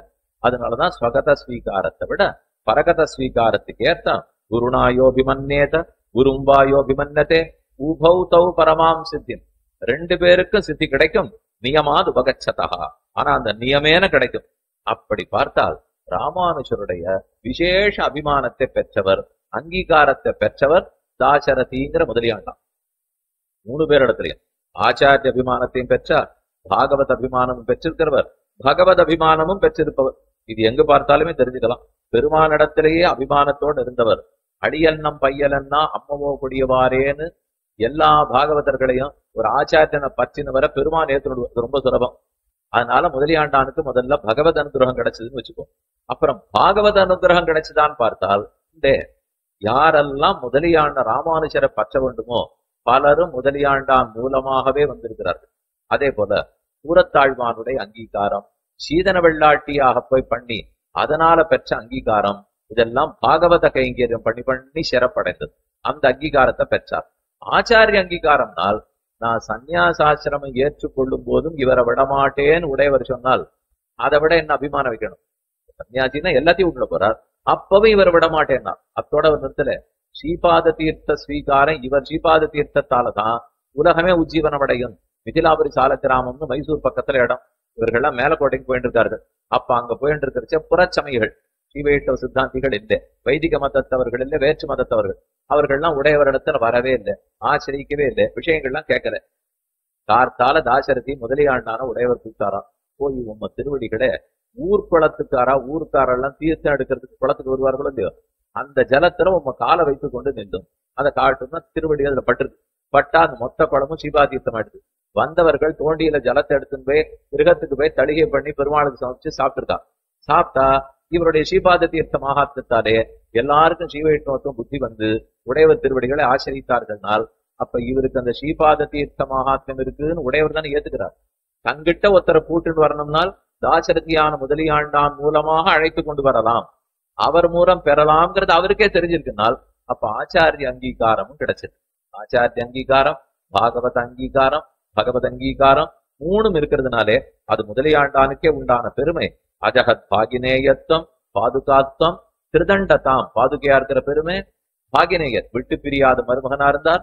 திருதண்டதாம் கையில் பிடித்த திருதண்டமா இருந்தார். இந்த விஷயத்தை உடையவரே திருக்கோட்டியூர் நம்பிகளிடத்துல சாதிக்கிறார். 18 தடவை நடந்தார். ஸ்ரீரங்கத்திலேருந்து திருக்கோட்டியூருக்கு போனார். திருமந்திரார்த்தத்தை பெற்றுக்கணும், சரமஸ்லோகார்த்தத்தை பெற வேணும்னு பல முறை நடந்தார்னு கேள்விப்பட்டிருப்பீள். அந்த 18 தரத்தை ஞாபகம் வச்சுக்கணும், நாம மறந்துடக்கூடாதுங்கிறதுக்காகத்தான் பங்குருத்தரத்தன்னைக்கு ராத்திரி 18 சலவ திருவஞ்சனம் இன்னைக்கு நம்பெருமாள் கண்டு வருகிறார். சேர்த்தி திருமஞ்சனம் 18 செலவு மாத்திக்கிறார். காரணம் அந்த 18 ஞாபகம் வச்சுக்கோ. நமக்கு பல விதத்துல ஞாபகம் இருக்கும். மகாபாரதம் என்ன நமக்கு நல்லா தெரியும். சண்டை முழுக்க 18 பருவம் வந்து, அதனால அது ஞாபகம் வச்சுருவோம். கீதையில எத்தனை அத்தியாயம்? 18 சட்டம் வச்சிருக்கும். இதை போல சிலதெல்லாம் 18 நமக்கு நல்லா தெரியும். இது ஞாபகம் வச்சுக்கணுமே. திருக்கோட்டியூருக்கு நடந்தது 18, மங்குனூத்தர் தண்ணிக்கு சலவ திருமஞ்சனம் 18, 17வது தடவை போறார். கூரத்தாழ்வானே அழைச்சிட்டு போறார், முதலியாண்டானையும் கூட கூட்டிட்டு போறார். அப்ப திருக்கோட்டியூர் நம்பி கேட்கிறார், நான் உமக்குத்தானே சொல்றேன்னு சொன்னேன், நீரேர் கூட 2 பேர் அழைச்சிட்டு வரீர், வரக்கூடாதுன்னா. அது எப்படி? நான் வரச்சே திருதண்டமும் பாதுகையும், பாதுகாத்தம் திருதண்டதாம், திருதண்டமும் பாதக தண்ட பவித்திரங்கள் இல்லாத நான் வர முடியுமான்னா. வராருனால் திருதண்டம் கையில இருக்கணும், பவித்திரம் கண்டிப்பா கையில இருக்கணும். இந்த 2தோடையும் தானே வரணும்னா, சரி திருதண்டத்தை கொண்டாரும் பவித்திரம் கொண்டாரும், இந்த 2 அதிகாரிகளன்னு அழைச்சு வந்திருக்கீர். அத்தை கேட்டேன்னால், இல்ல இவர் தான் திருதண்டம், இவர் தான் பவித்திரம் தான். யாரு திருதண்டம் யார் பவித்திரம்னா, முதலியாண்டான் தான் திருதண்டம், கூரத்தாழ்வான் தான் பவித்திரம். அவர்களை விட்டுட்டு நான் எப்படி வருவேன்னு கேட்டார். அடுத்த முறை பெற்றுக்கொண்டு முதலியாண்டானை நேரே திருக்கோட்டியூர் நம்பிகளிடத்திலே அனுப்பித்து அர்த்தங்களை கிரகித்த சொன்னார்னு குரு பரம்பரையிலே மற்றும் உண்டான கிரந்தங்களையும் நம்ம சேவிச்சுக்கிறோம். அதனால எதுக்கு சொல்ல வந்தேன், என்னுடைய திருதண்டத்தை போல இவர் ஒரு சன்னியாசி திருதண்டத்தை கீழே வைக்கிற அன்னைக்கு தான் நான் இவரை கீழே வைக்க முடியும், அது வரைக்கும் நான் வைக்க மாட்டேன் அப்படின்னு இருந்ததுனாலதான் அவரையே விட்டு கொடுத்தாரு. இவர் எப்பவும் அங்கீகாரம் பண்ணிருக்காருங்கிறது முதலியாண்டானுக்கு சிறப்பு. அந்த திருவம்சத்தில் அவதரித்ததுனாலேயே மற்ற பேருக்கும் உடையவர் கைங்கிறது. முதலியாண்டான் தான் சுவாமி காலத்துல எழுந்துள்ளி இருந்தார், அவருக்கு திருக்குமாரர் அவதரித்தார், அவருக்கு திருக்குமாரர் அவதரிக்கிறார். இவர்கள் ஒத்தொத்தருக்குமே ராமானுஜ கைங்கரம் கிடைக்கிறது. முதலியாண்டான் காலத்துல கூடவே இருந்தார், கைங்கரம் பண்ணிட்டாருங்கிறது தெரியும். அதற்கு அடுத்தது கந்தாடையாண்டான்னு முதலியாண்டானுக்கு திருக்குமாரர் அவதரிக்கிறார். கந்தாடையாண்டான் தான் ஸ்ரீபெரும்புதூர்ல இன்னைக்கு நாம சேவிக்கிற உடையவருடைய திருமேனி திருவுருவம் விக்கிரக பிரதிஷ்டை பண்ணினவர். தான் உகந்த திருமேனின்னு சொல்லுகிறார் பொழுது தானே ஆசைப்பட்டு அழகான திருமேனி அவர் ஏற்படுத்திட்டார். உடையவர் காலம்ங்கிறது 1017 இருந்து 1137. அவர் அவதரித்து 16 வருஷம் கழிச்சே முதலியாண்டான் திருவத்தாரம் இருக்கார். இப்ப நான் சொல்லிட்டு இருக்கிறது முதலியாண்டானுக்கும் திருக்குமாரர் அவர் அவதாரம். மாசி மாசம் புனர்வசு நட்சத்திரம், மறுபடியும் ஒரு புனர்வசு பாருங்க. ஏற்கனவே ஒரு புனர்வசு சொல்லிட்டேன், திருவாதிரை சொல்லிட்டேன் பக்கத்துல. இப்ப அந்த புனர்வசுக்காரருக்கு சித்திர புனர்வசுக்காரருக்கு மறுபடியும் மாசி புனர்வசு. மாசி புனர்வசு குலசேகர ஆழ்வார் நட்சத்திரம். ஒரு பக்கத்திலே ராமன் திரு நட்சத்திரம் சித்திர புனர்வசு. பெருமாள்னு பேர் பெற்ற குலசேகர ஆழ்வார் நட்சத்திரம் மாசி புனர்பூசம். அந்த மாசி புனர்வசுவில் அவதரிச்சுட்டார். ஆனா அவர் பண்ண ஒரு பெரிய காரியம், குரு புஷ்யத்தை ஏற்படுத்தினார். அப்படின்னா பூச நட்சத்திரம், குருங்கிறது தை மாசத்தை குறிக்கும். தை மாசம் புஷ்ய நட்சத்திரத்துலதான் ஸ்ரீபெரும்புதூர்ல ராமானுஜருடைய திருமேனியை எழுந்துருள பண்ணுகிறார். இப்ப 3 நட்சத்திரத்திலையும் கொஞ்சம் பக்கத்துல பாருங்க. திருவாதிரை, புனர்வசு, பூஷம். புனர்பூஷம் பூஷம், புனர்வசு புஷ்யம். திருவாதிரை, புனர்பூஷம், பூஷம். திருவாதிரையில் அவதாரம் ராமானுஜ அவதாரம், புனர்வசூல் அவதாரம் முதலியாண்டான் அவதாரம் கந்தாடையான், பூஷத்தில் அவதாரம் மறுபடியும் ராமானுஜர். ஏன் சொல்றேன்னா அந்த திருமேனி ஸ்ரீபெரும்புதூர்ல விக்கிரக பிரதிஷ்டை பண்ணப்பட்டது மறுபடியும் பூஷத்துல தானே. முன்னாடி விபவத்து ராமானுஜர், பின்னாடி அர்ச்சா ராமானுஜர், நடுவுல முதலியாண்டான் வம்சத்தவர். இப்படிதான் முன்னுக்கும் பின்னுக்குமா அந்த நட்சத்திரங்களுடைய அமைப்பு இருக்குங்கிறதுக்காக சொல்ல வந்தேன். அப்படி திருவாதிரை திருநட்சத்திரம், புனர்வசு திருநட்சத்திரம், தை புஷ்ய திருநட்சத்திரம், 3 நட்சத்திரங்களுக்கும் பெருமை. அவருக்கு அந்த கைங்கரம் கிடைச்சது. அப்ப திருமேனியை ஆலிங்கனம் பண்ணிக்கிறார். இந்த திருமேனி ஏறுதலை பண்ணி இதைத்தான் பிரதிஷ்டை பண்ண போறோம்னு சொல்லிச்சு. உடையவரே அந்த திருமேனி ஆலிங்கனம் பண்ணிட்டு நாமவே இருக்கட்டும், எல்லாரும் இதை சேவிச்சு முக்தி பெறட்டும் என்றவர் ஏற்படுத்தி வச்சிருக்காருன்னா அது எவ்வளவு பெரிய வைபவம். இது 2வது கந்தாடையாண்டானு கிடைச்சது. அதுக்கப்புறம் அந்த சுவாமிக்கு திருக்குமார் அவதரித்தார், பச்சவாரண பெருமாள் அப்படின்னு அவருக்கு திருநாமம். கந்தாடை தோழப்பர்ங்கிற பெரும் அவரு தான். துண்ணு புகழ் கந்தாட தோழப்பர் சமூகப்பால் என்ன உலகாரியனோ, நம்பிள்ளைக்கு முதல்ல லோகாச்சாரியங்கிற பட்டத்தை கொடுத்து அவர் புகழ உலகத்துக்கெல்லாம் பரப்பியவரே அந்த சுவாமி. இப்படி ஒவ்வொரு இடத்திலேயும் ராமானுஜ அனுகிரகம், ஆச்சாரிய கைங்கரியம் அப்படின்னு அந்த வம்சத்தவர்களுக்கு விடாமல் இருக்க, அந்த வம்சத்துலதான் வரதநாராயண குரு என்று பேர் பெற்ற அண்ணன் சுவாமி திருவதாரம் பண்ணுகிறார். 1389 புரட்டாசி மாசத்தில் பூரட்டாதி நட்சத்திரத்திலே சுவாமியினுடைய அவதாரம். சகல வேதாந்த சாரார்த்த பூர்ணாசயம் விபுல வாகூல கோத்ரோத்பவானாம் வரம் ருச்சிர தியாமாதிரு யோகீந்திர பாதாசிரயம் வரதராஜ அதாவது வரதநாராயணம் மத்குரும் சம்சய. அவரை பற்றுகிறேங்கிறது தனியனுடைய அர்த்தம் என்னன்னு முன்னமே விண்ணப்பிச்சுட்டேன். மணவாள மாமனுடைய காலம் 1370-71 1443. இந்த சுவாமி காலம் 1389. ஆனா எப்ப மணவாள மாமன்களை சந்திக்க முடியும்? ஆழ்வார் திருநகரிலேருந்து கிளம்பி மணவாள மாமன்கள் ஸ்ரீரங்கத்துக்கு வந்த அப்புறம் தானே. அது 1414 எழுந்து விட்டார். அவருக்கு திருநட்சத்திரம் 43.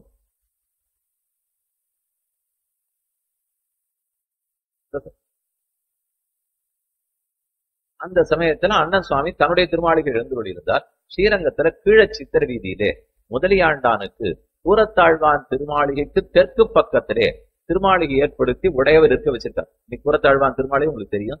எதிர்த்த மாதிரி பெரிய நபிகளுடைய திருமாளிகை தெரியும். அதற்கு பக்கத்துல முதலியாண்டானுக்கு இடம் இருக்கட்டும் அப்படின்னு பார்த்து ஏற்படுத்தி வச்சிருந்தா. இது ஒரு வீதி பின்னாடி. அதுக்கப்புறம் அண்ணன் சுவாமிக்கு ஒரு வீதி இன்னும் அருகாமையிலே கூட்டி கொண்டு வந்து பல்லவராயன் மட்டத்துக்கு பக்கத்திலேயே உங்களுக்கு திருமாளிகை இருக்கட்டும் அப்படின்னு சுவாமி மணவாள மாமனிகள் தன் மட்டத்துக்கு பக்கத்தில் வரதநாராயண குருவுக்கு திருமாளிகை ஏற்பாடு பண்ணி அந்த இடத்துல எழுந்துருள பண்ணுகிறார். எப்ப இவரை யார் பற்றினார்? இவர்களோ முதலியாண்டானுடைய வம்சத்தவர்களா இருக்கார். இவரோ தெற்கு கோடியிலிருந்து திருவாய்மொழிப்புடைய ஸ்ரீரங்கத்துக்கு வந்து சேர்ந்துட்டார். அப்ப இவருக்கு அவருக்கு எப்படி சம்பந்தம் ஏற்படும்? இவரா போய் அவரை பற்றுட்டாரா இல்ல இவருக்கு யாரான செய்தி கொடுத்தார்களா? வரதநாராயண குருன்னு அண்ணன் சுவாமி எப்படி மணவாள மாமனிகளை பற்றினார்? அவருடைய அட்டதிக்கஜங்களுக்குள்ள ஒருத்தராக எப்படி ஆனார்? அந்த இடத்துலதான் பரகத ஸ்வீகாரத்தை நன்னா புரிஞ்சுக்கணும். இது இவரா போய் பற்றினதுன்னு சொல்லுவதை விட இவருக்கு செய்தி வந்துட்டே இருக்கு. சிங்கரையர் மூலமா செய்தி வருது, இவருடைய மதனியார் மூலமா செய்தி வருது, பெரிய பெருமாள் மூலமா செய்தி வருது, ஆக்ஞை வருது, சொப்பனத்தின் மூலமா ஆக்ஞை வருது. இப்படி ஒவ்வொன்னா நீ அவரைத்தான் பற்றணும், அவரைத்தான் பற்றணும், அவரைத்தான் பற்றணும். இந்த ஒவ்வொன்னா என்ன நோக்கி செய்தி வருதுனாலே பரகத ஸ்வீகாரம் இல்லையா? அதுக்குதான் முதலே இந்த பிரமாணத்தை சொல்லிட்டேன். யாருக்கு ஆச்சாரிய அபிமானம் இருக்கிறதோ, நம்ம அவராஜ் அபிமானிக்கிறது இல்லை, ஆச்சாரியன் நம்மை அபிமானித்து இருக்கிறார்னால் அதுதான் இன்னும் சிறப்புடையது. அதனால அண்ணன் சுவாமிக்கு ஆச்சாரிய அபிமானம்னு சொல்லணும்னால் ஆச்சாரியனுக்கு அவரிடத்துல இருந்த அபிமானம். குருநாயோபிமன்யேத, குரு அவரிடத்துல அபிமானம் வைத்திருந்திருக்கிறார். என்ன நடந்ததுன்னு பார்ப்போம். 1414 சுவாமி எழுந்து கொண்டார். வீடு மகா கிரந்தத்தை சொல்லணுங்கிறதா திருவாய்மொழிப்புடைய நியமனம். திருவாய்மொழிப்புள்ளதான் மணவாள மாமனிகளுக்கு ஆச்சாரியன். அந்த ஆச்சாரியன் தன்னுடைய கடைசி காலத்தில் இவரிடத்துல ஒரு பிரதிஜை வாங்கிக்கிறார். ஸ்ரீபாஷ்யத்தை நீ ஒரு தடவை காலக்ஷேபம் பண்ணிட்டு சம்ஸ்கிருத கிரந்தத்தை அவ்வளவாக சொல்லாமல் ஒருமுறை சொல்லிவிட்டு தமிழ் பிரபந்தமாம் திராவிட வேதமான திருவாய்மொழியை வீட்டை பல முறை உலகத்துல நீர் பிரச்சாரம் பண்ணணும். இது அந்த சுவாமிக்கு ஆசை. சரியின் மணவாளவர்களை ஏற்றுக்கொண்டார். அதை பண்ணணுங்கிறதுக்காகத்தான் திருவரங்கத்துக்கு வந்தார். அந்த ஆசை நிறைவேறிச்சு. மற்ற பேருக்கு சொன்னது மட்டும் இல்ல, மற்ற பேருக்கு உபன்யாசத்து காலக்ஷேபம் சொன்னதில்லை, பெரிய பெருமாளுக்கே சொன்னாரோ இல்லையோ. அவரிடத்திலேருந்தே ஸ்ரீசைலேச தயாபாத்திரம் தீபக்தியாதி குணார்ணவம் யதீந்திர பிரபணம் வந்தே ரம்ம ஜாமாதரம் இந்திர தனியனை பெற்றார். அதனால அந்த சுவாமி அங்க எழுந்துள்ளார். அர்த்தங்கள்லாம் வருஷித்துக் கொண்டிருக்கிறார். பின்னாடியே ஒரு காலக்ஷேப கூட்டத்தை ஏற்படுத்திட்டார். இன்னைக்கு இருக்கிற மணவாளன் சன்னதியிலே பின்னாடி கொண்டிருந்தா திருமலை ஆழ்வார் என்ன காலக்ஷேப கூடம். இளலோகாச்சாரியர் காட்டு அழிசிங்க பெருமாள் சன்னதியில் அமர்ந்துதான் ரகசிய காலக்ஷேபம் கொண்டு வரான். அங்கிருந்து மண்ணை எடுத்து கொண்டு வந்து அந்த மண்ணை அடித்தளமா வைத்து அந்த இடத்துல இருந்து அந்த மண்டபத்தை கட்டியிருக்கார். அதனாலதான் ரகசியம் விளைந்த மண் அப்படின்னு காட்டழிசிங்கர் சன்னதிக்கே இருக்கிற பெருமை. அங்கிருந்து மண்ணை கொண்டு காலக்ஷேப கூட்டம் கட்டி எல்லாருக்கும் எடுத்து சொல்லிக் கொண்டிருக்கிறார். அந்த சமயத்துல அண்ணன் சுவாமிக்கு ஏதேதோ சங்கேதங்கள். நாம் பார்த்த சொப்பனம், சிங்கரையர் பார்த்த சொப்பனம். சிங்கரையர் காய்கறி கொண்டு கொடுக்கச்சே பெருமாளால அங்கீகரிக்கப்பட்டது. இவருடைய மதினியார், சிற்றன்னருடைய தர்மபத்தினியார், அவரே ஏதோ லோகாச்சாரியர் வாழி பிள்ளையினுடைய திருவடிகளை சரணம், ஜீய திருவடிகளை சரணம் அப்படின்னு வாதூல வம்சத்தவர்கள், அந்த வம்சத்துல வாழ்க்கப்பட்டிருக்கிற ஒரு பெண்மணி இப்படி வாய் திறந்து சொல்றா. இதெல்லாம் எதுவோ மணவாள மாமனிகள் இடத்துல நம்மளை கொண்டு போய் சேர்க்க வைக்கிறது. நமக்கு அவர் பெருமை தெரியறது தெரியாது ஒரு பக்கம், பெருமையை பெருமான் தெரிவிக்கிறார் போது. என்ன நடந்ததுன்னு சொல்றேன். இவர்களுடைய கிரகத்திலே, அதாவது வரதநாராயண குருவுடைய திரு தகப்பனார், அவருக்கு சாத்தம் வருது. தீர்த்த கைங்கரியம் அத்தியன உற்சவம் கொண்டாடுவது. அன்னைக்கு நடக்கிறதுக்காக சிற்றண்டர், இவருடைய சிறிய அண்ணா, அவருடைய தர்மபத்தினியார் தளிகைக்காக வந்திருக்கிறார். மத்தியானம் எல்லாம் முடிஞ்சு போச்சு. 3-4 மணி இருக்குன்னு வச்சுக்கோ. அப்ப ஆயாசம் ராத்திரி வேலை படுத்துட்டு போறார்கள். இந்த சமயம் ஒன்னும் ராத்திரி வேலை. இதுக்குள்ளே சிங்கரையர் ஒருத்தர், வள்ளூர் ராஜேந்திரம்னு ஸ்ரீரங்கத்துக்கு பக்கத்துல ஒரு ஊர். அந்த ஊர்ல காய்கறி எல்லாம் வச்சு தோட்டம் எல்லாம் இருந்து அங்கிருந்து காய்கறிகள் எடுத்துன்னு வந்து ஸ்ரீரங்கத்துல இருக்கிற ஆச்சாரியர்கள், வித்வான்கள், அங்க இருக்கக்கூடிய பக்தர்கள், இவர்களுக்கெல்லாம் அப்படியே அவர் வாரந்தோறும் மாசந்தோறும் கொடுத்துட்டார். அப்படி ஒரு மாசம் இங்க வந்திருக்கச்சே ஒரு சுவாமி அவரை பார்த்து, மணவாள மாமனிகள் மட்டத்தில் எழுந்து கொண்டிருக்கார், அவருக்கு கொண்டு போய் நீ காய்கறி சமர்ப்பிக்க கூடாதோ? இந்த மாசம் அது சமர்ப்பித்ததா இருக்கட்டுமே அப்படின்னு சொல்ல அவர் கொண்டு சமர்ப்பிச்சார், சேவிச்சிருந்தார், ஆசீர்வாதத்தை பெற்றுக்கொண்டார். திரும்ப பெரிய பெருமாளை சேவிக்கிறதுக்காக போனார். அங்க போகும்போது அர்ச்சக சுவாமி இன்னைக்கு காய்கறி யார்கிட்ட கொடுத்தேன்னு கேட்டிருக்கார். இந்த மாதிரி பல்லவராயர் மடத்துல மணவாளர்கள் இருந்தார், அவருக்கு சமர்ப்பிச்சேன்னு உடனே நல்ல காரியம் செய்த பெருமாளுக்கு ரொம்ப திருப்தி அப்படின்னு ஒரு முதுகலை தட்டி ரசித்து மங்களம் மங்களம் உண்டாதுன்னு அவர் சொன்னார். இந்த சுவாமிக்கு தூரம் தோன்றது, அர்ச்சகர் சொல்றாருன்னா பெருமாள் சொல்றாருன்னு அர்த்தம். அது என்ன, நான் காய்கறி கொடுத்துட்டு இருக்கிறதே இத்தனை நாள் அவர் கேட்கவே இல்லை, இந்த மாசம் கொண்டு போய் கொடுத்ததை மட்டும் என்னன்னு அவர் சொல்லி முதுகலை தட்டுறார், ஏதோ ஒரு சங்கேதம் கொடுக்கிறார் நினைச்சிருந்தார். அத்தை நினைத்து கொண்டே வெளியில வந்தார். வெளியில வந்த உடனே ஏதோ ஒரு சத்தம், அமானுஷமான சத்தம் கேட்கறது. இவனை மல்லு கட்டி பிடி, இவனை பிடி பிடி பிடினா எங்க பிடினார், கொண்டு போய் பெரிய ஜீர் இடத்துல சேர்க்கணும், இவனை பிடி அப்படிங்கிறாப்புல ஓரி கேட்கவோ நம்ம போய் அவர் ஆசிரிக்க சொல்றா போட்டுருக்கு. பெரிய பெருமாளுடைய அனுகிரகம் அபிமானம் இன்னைக்கு நம்ம கிடைக்கிறது. எப்ப இவருக்கு காய்கறி கொடுத்ததுனால இந்த பேரு கிடைச்சதோ திரும்ப போய் ஒரு தரம் அவருக்கு நன்றி சொல்லிட்டு போகணும் அப்படின்னு மணவாளர் மடத்துக்கு திரும்பி வருகிறார். வந்து அவரிடத்துல இதெல்லாத்தையும் விண்ணப்பிச்சுட்டார். தேவரீருக்கு காய்கறி கொடுத்த பாக்கியம் உம்மால பெரிய பெருமாள் என்ன ரொம்ப இன்னைக்கு அனுகிரகிச்சார் அப்படின்னு சொல்லிவிட்டு சென்றார். அந்த சிங்கரையருக்கே சொப்பனம் அன்னைக்கு ராத்திரி. இதெல்லாம் முன்னாடி நடந்த சரித்திரம். இந்த சரித்திரத்தை அண்ணன் சுவாமி திருமாளிகையில அவர் வீட்டு திருநேல உட்காந்து அவர் கேட்க கேட்க இந்த சரித்திரத்தை எல்லாம் சிங்கரையர் இவருக்கு எடுத்து சொல்லிட்டு இருக்கார். அன்னைக்கு ராத்திரி நான் படுத்து தூங்கினேன். அப்ப பெரிய பெருமாள் சொப்பனத்துல வந்தார். தான் எந்த ஆதிசேஷன்ல படுத்துட்டு இருக்காரோ, இருளிரிய சுடர்மணிகள் இமைக்கும் நெத்தி இனத்துத்தி அணிபணம் ஆயிரங்கள் ஆர்ந்த அரவரச பெருஞ்சோதி அனந்தனென்னும் அணிவிளங்கும் உயர்வெள்ளை அணையை மேவி திருவரங்க பெருநகருள் தென்னீர் பொன்னி திரைக்கையால் அடிவருள பள்ளி கொள்ளும் கருமணிய கோமளத்தை கண்டுகொண்டு என் கண்ணினர்கள் என்னுகளோ கலித்தினாலேன்னு குலசேகராழ்வாருடைய பெருமாள் திருமணி முதல் பாசம். அங்க சொல்லச்சே அரவரச பெருஞ்சோதி அனந்தன் ஆதிசேஷனை கொண்டாடுறாரா, அந்த ஆதிசேஷ படுக்கையில தானே பெரிய பெருமாள் சேனிச்சிருப்பார். அதை அப்படி தன் கையால தட்டி காட்டினார். வெளுத்த ஆதிசேஷன் இவர் சொப்னத்துல பார்த்துட்டு இருக்கார். அவர் கையால தட்டுறார். இவர் தான் ஆதிசேஷன், இவர் தான் பெரிய ஜீவர், இவரைத்தான் பற்ற சொல்றேன், இவரே தான் ராமானுஜரை அவதரித்தார், இவர் தான் பெரிய ஜீயரா இருக்கார், நீ இவரையே ஆசிரியும்னா மூணாவது சங்கேதம் வந்துடும். முதல்ல அர்ச்சகர் சொன்னார், அடுத்து மல்லு கட்டுப்பிடின்னு ஒருத்தர் சொன்னார், மூணாவது ராத்திரி வெள்ள சொப்னத்தினையும் சொல்றார். சரி, இதெல்லாம் சிங்கரே இருக்கு. இப்ப வரதநாராயண குரு பத்தி சொல்லல, அவர்கிட்ட இந்த சரித்திரத்தை எல்லாம் சொல்லிட்டு இருக்கார். இத போலத்தான் எனக்கு திரும்ப திரும்ப கிடைச்சது. இது ஒரு பக்கம் இவர்கிட்ட கேட்டாரா, ராத்திரி படுக்க போகும்போது 6 தளிகைக்காக வந்திருந்தாரோ அந்த மதனியார்னா அண்ணனுடைய தர்மபத்தினி மதனியார், அவர் கதைவல்லாத்தையும் சாப்பிட்டுட்டு ராத்திரி படுக்க போற சமயத்துக்கு நாம பெருமாள் திருவடிகளே சரணம், ஆச்சாரியன் திருவடிகளே சரணம்னு சொல்லிட்டு படுக்க போகுமோ இல்லையோ, அந்த வம்சத்துல அவதரித்தவரா இருந்தா யார் திருவடிகளேன்னு சொல்லியிருக்கணும், முதலியாண்டான் திருவடிகளே சரணம் தாராளமா சொல்லியிருக்கட்டும், இல்ல அவர் ஆச்சாரியன் திருவடிகளே சரணம் சொல்லியிருக்கட்டும். ஆனா அந்த அம்மையார் ராத்திரி கண் வெளியிலே திருநேல உட்காண்டிருக்கார்கள், நம்ம சொல்ல போறது அவ காதல விழுந்துடும் அப்படின்னு அந்த அம்மங்காருக்கு நினைவில்லை. அதனால அவரா சற்று உரத்த குறைது, தூர குரல்லதான் இருந்தாலும் வெளியில இருக்கிறவாளுக்கு காதல விழும்படிக்கு ஜீயர் திருவடிகளே சரணம், பிள்ளை திருவடிகளே சரணம், உலகாசிரியன் வாழி அப்படின்னு சொன்ன இவர்கள் 6 நமக்கு தெரியுமே. ஜீயரை தெரியும், பிள்ளைய தெரியும், புலோகாச்சாரிய தெரியும், நம்மளைய தெரியும், எல்லாரையும் தெரியும். இது என்னது வாசல்ல இருக்கிறவாளுக்கு இது காதல விழுந்து நம்ம குலத்துல வந்த ஆச்சாரியர்கள் வாழி சரணம்னு சொல்லாமல் பெரிய ஜீயர் திருவடிகளே வாழின்னு இவர் சொல்லுகிறாரே, அப்ப ஆட்சியாருக்கு ஏதான ஜீயர்தான் ஆச்சாரியனா, அவருடைய திருவடி சம்பந்தம் கிடைச்சிருக்கா, அவர் அனுகிரகம் பெற்றிருக்கிறாரான்னு வெளியில இருக்கிற வாழ்க்கை சந்தேகம். ஒரு பக்கமானா சங்கேதங்கள் வெளியில இருந்து வந்துட்டே இருக்கு, இன்னொரு பக்கமானா திருமாளிகைக்குள்ளேயே இருக்கிற பெண்மணி கூறுகிறாள். இதெல்லாத்தையும் நாம தெளிவுபடுத்தி ஆகணும். தார் விடிஞ்சுது வரா, ராத்திரி முழுக்க குழப்பம். நமக்கெல்லாம் காசை எங்க வச்சிருக்கோமோ என்ன ஆயிடுமோன்னு குழப்பமா இருக்கும். அவருக்கு யாரை பற்றணும் என்ன சொல்றாளோ தெரியல. அதுதான் அவர்களுக்கு எப்போதுமே. நாங்களும் பற்றணும், அடியவர்களையும் பற்ற வைக்க வேணுமே. காலையில எழுந்த உடனே என்ன ஏதுன்னு விசாரிச்சு நேரம் மதனியார் இடத்துல போனார்.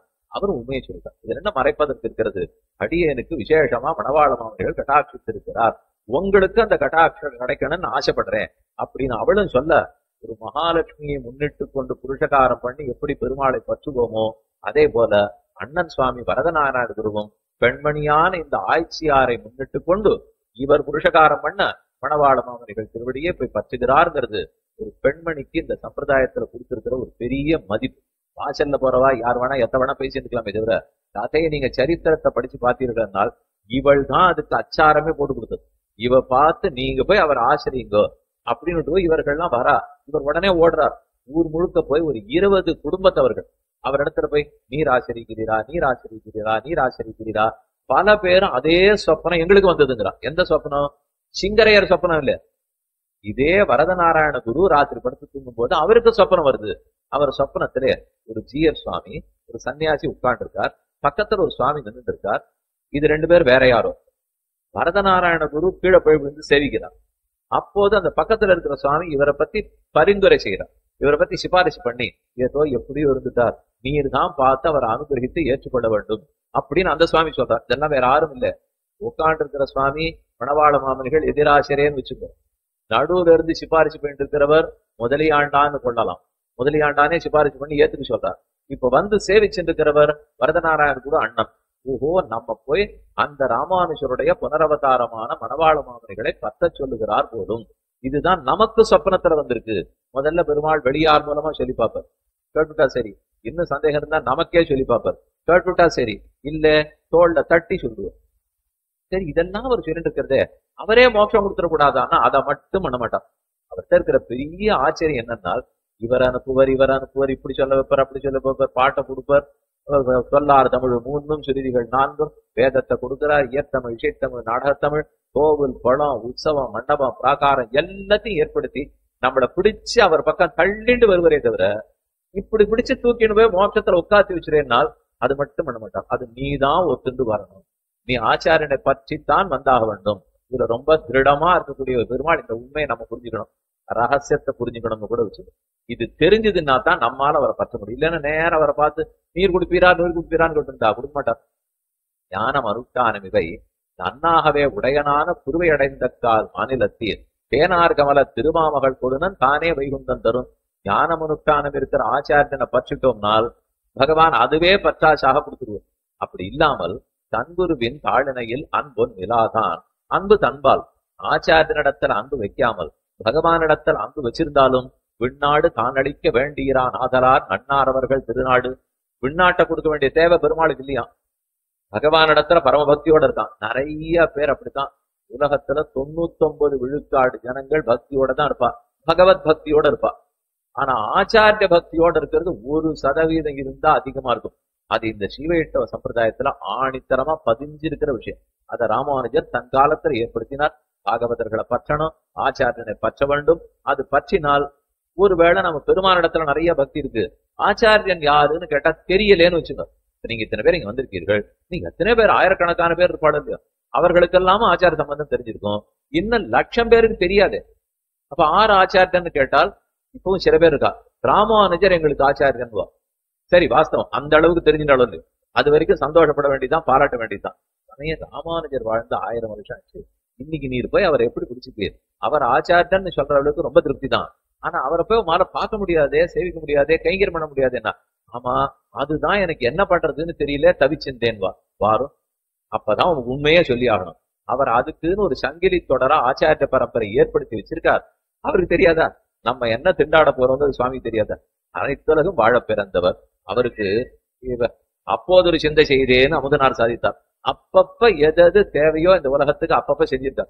74 சிம்மாசனாதிபதிகளை ஏற்படுத்தி வைத்து சங்கலி தொடர் போல அந்த குடும்பத்துல யாரெல்லாம் அவதரிக்கிறார்களோ, அல்லது அந்த மட்டத்தை ஆரெல்லாம் சன்னியாசாசிரமம் ஸ்வீகாரம் பண்ணிக்கிறார்களோ, அவர்களை ஒன்காலத்துல தேசத்துல நீ பற்றினியானால் அந்த சங்கிலி மூலமா தொடர்பு ராமானுஜ சம்பிரதாயத்திலே இந்த சம்பந்தம் ஏற்பட்டு ராமானுஜர் மோட்சம் கொடுத்து விடுகிறார் ஏற்படுத்தினது. இல்ல இந்த வழிக்கு நான் போலேன்னு சொன்னால் பகவான் கொடுக்கணுங்கிற அவசியம் இல்லை. விண்ணாடு தான் அளிக்க வேண்டியிறான் ஆதலால் நன்னாரவர்கள் திருநாடு.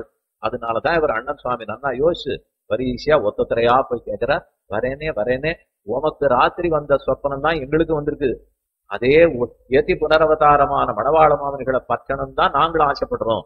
எல்லாரும் கார்த்தால புறப்பட்டார்கள். காவேரியில தீர்த்தமாடினா மணவாளனுடைய மட்டத்தை நோக்கி வர, இதுக்குள்ள ஆய்ச்சியார் அந்த மட்டத்துல இருந்துட்டு இவெல்லாம் ஒழுங்கா வரணுமே, சுவாமியை பற்றணுமே அப்படின்னு உள்ளுக்கும் வெளிக்கும் அவர் போயிட்டு வரார். இவ வந்தான்னு தலை கண்ட பட்டதோ இல்லையோ, நேர மணவாளனை போய் சேவிச்சு வந்துட்டார்கள். இனிமே சுவாமியினுடைய அனுகிரகம் அவளுக்கு கிடைச்சிருந்தால் எல்லாரும் வந்து திருவடி தொழுது மணவாள மாமனிகளுடைய விகேதமான கட்டாட்சத்தை இத்தனை பேரும் பெற்று, அதுக்கப்புறம் சிறுகுடியூர் அண்ணன் சுவாமியை பிரார்த்தித்து அவரும் வந்து சேர்ந்து 120 திருநாமங்கள் வந்து மணவாளவன்களை ஆசிரியித்து அன்றிலிருந்து இன்னி வரைக்கும் ஆகான்னு வாழ்ந்து கொண்டிருக்கிற ஆச்சரியமான சம்பிரதாயம். ஏன் சொல்ல வந்தேன்னால், அவருக்கு பெருமானுடைய சங்கேதம், ஆச்சாரியர்களுடைய சங்கேதம், பாகவதர்களுடைய சங்கேதம் இதெல்லாம் கனமா வருது. அதனாலதான் குருனா யோபிமன்யத, குருவாலே யார் அபிமானிக்கப்பட்டிருக்கிறாரோ அவருக்கு தான் சிறப்பு. அதுக்கப்புறம் கண்டிப்பா நம்ம குரு நடத்துல அபிமானம் வைக்கணும். சுவாமி அவர் என்ன நன்னா அபிமானிச்சிருக்கார், அது போறோம், நான் அவரை பாக்குறதே இல்லைன்னு கேட்டா, உபன்யாசம் நீர் தானே சொன்னீர் குருவால் அபிமானிக்கப்பட்டவருக்கு கிடைச்சிடும்னு, அப்ப நான் எதுக்கு அபிமானிக்கணும்? அப்படியா? இதுக்கப்புறம் அண்ணன் சுவாமி மடாளவர்களுக்கு எவ்வளவு கைங்கரியங்கள்லாம் பண்ணிருப்பார். ஸ்ரீரங்கஸ்ரீயை திருத்தி வளர்ப்பதற்காக எத்தனை கைங்கரியம். தென்னரங்கன் செல்வத்தை திருத்தி வைத்தார். பல்லாண்டுகள் எழுந்தருள் இருந்து தன்னுடைய திருக்குமாரர்களுக்கெல்லாம் அர்த்தங்களை வருஷித்து விட்டு இந்த சம்பிரதாயத்தை ரட்சித்து அந்த சுவாமியும் ஆச்சாரியனுடைய பதத்தை அடைந்தார்ங்கிறது சரித்திரம். இப்படியாக நாம பார்க்கும்போது இப்ப ஆச்சாரிய அபிமானம், பாகவதர்களுடைய அபிமானம், பகவானுடைய அபிமானம், இந்த மூணு தனக்கு இருந்தது ஒரு பக்கம், அந்த சுவாமியால் அங்கீகரிக்கப்பட்டார்ங்கிறது ஒரு பக்கம். இதுவே அந்த வரதநாராயண குருவுக்கே உண்டான ஏற்றம். ஆனா இவர்கள் எல்லாருமே எப்போ சொன்னது 1389 இருந்து ஒரு 65 வருஷம் தான் அந்த காலம் அவர்கள் தான். அதுல இருந்து 600 வருஷம் இப்போ ஓடிப்போச்சு. அந்த சுவாமி எழுந்தருள் இருந்து கிட்டத்தட்ட 635 வருஷம் அவர் அவதரித்தது. அப்போ அதுல இருந்து இத்தனை வருஷம் ஓடி போச்சு. இன்னைக்கு நாம பற்ற வேண்டுமேனால் அதே வம்சத்துல யார் திருவதாரம் பண்ணி இன்னைக்கு பட்டத்தை அலங்கரித்து கொண்டு நமக்கு பஞ்சசம்ஸ்கார ஆச்சாரியனாக யார் இருக்கிறாரோ, அந்த ஆச்சாரியனுடைய தர்மபத்னியான அம்மங்காரோ, அந்த ஆச்சாரியனுடைய திருக்குமாரரோ, அருகால சிறுவண்டே தொழுதேன் உன்னைன்னு ஆழ்வாருடைய பாசம். 6 கால்கள் இருக்கிற வண்டே, நீ எனக்காக பெருமாள்கிட்ட போய் தூது போய் பேசி என்ன அவனோட சேர்த்து வச்சிரு, அப்படின்னா நான் உன் கால்கள் எடுத்து தலையில வச்சுக்கிறேங்கிறான். அருகால சிறுவண்டே தொழுதேன் உன்னை. 6 கால்கள் கொண்ட வண்டுன்னா அந்த இடத்துல ஆச்சாரியர்கள் சொல்றது ஆச்சாரியனுடைய திருவடிகள் 2, ஆச்சாரிய தர்மபத்னி திருவடிகள் 2, ஆச்சாரிய புத்திரன் திருக்குமாருடைய திருவடிகள் 2, ஆக 6. இந்த அருகால சிறுவண்டே, ஏன்னா 2 காலா இருந்தா தலை மூலையில ஒட்டிட்டு போயிடும், 4 காலா இருந்தா பாதி தலைக்கு வரும், 6 காலா இருந்தா தலை முழுக்க இருக்கணும். நின் செம்மா பாதபத்ம தலைசேத்தொல்லை கைமாதுன்பம் கிடைத்த பிரானே அம்மா அடியேன் வேண்டுவது இதேன்னு ஆழ்வார் பிரார்த்தித்தபடி அந்த ஆச்சாரிய அபிமானத்திலே நாமும் ஒதுங்கி இருக்க வேணுங்கிறதான் இந்த நல்ல நாள்ல அறிந்தவர்கள் வந்திருக்கிறீர்கள். இன்னும் பல பேருக்கும் தெரிய வேண்டும், தெரிவிக்க வேண்டும். அப்படி சுவாமி 75 திருநட்சத்திரங்கள் ஆகி இன்னொரு 750 திருநட்சத்திரம், இன்னும் பல நூற்றாண்டுகள் எழுந்தருள் இருந்து ஸ்ரீரங்க கைங்கரிய சாம்ராஜ்ய துரந்தரராய், ஆச்சாரிய சாம்ராஜ்ய துரந்தரராக இருந்து சிஷ்யர்களுக்கும் அனுகிரகித்து எல்லாரையும் அனுகிரகிக்கணும். செங்கன் திருமுகத்து செல்வ திருமாலாலே மேன்மேலும் இன்னும் ஒரு நூற்றாண்டு சுவாமி எழுந்தருள் இருக்க வேண்டும்.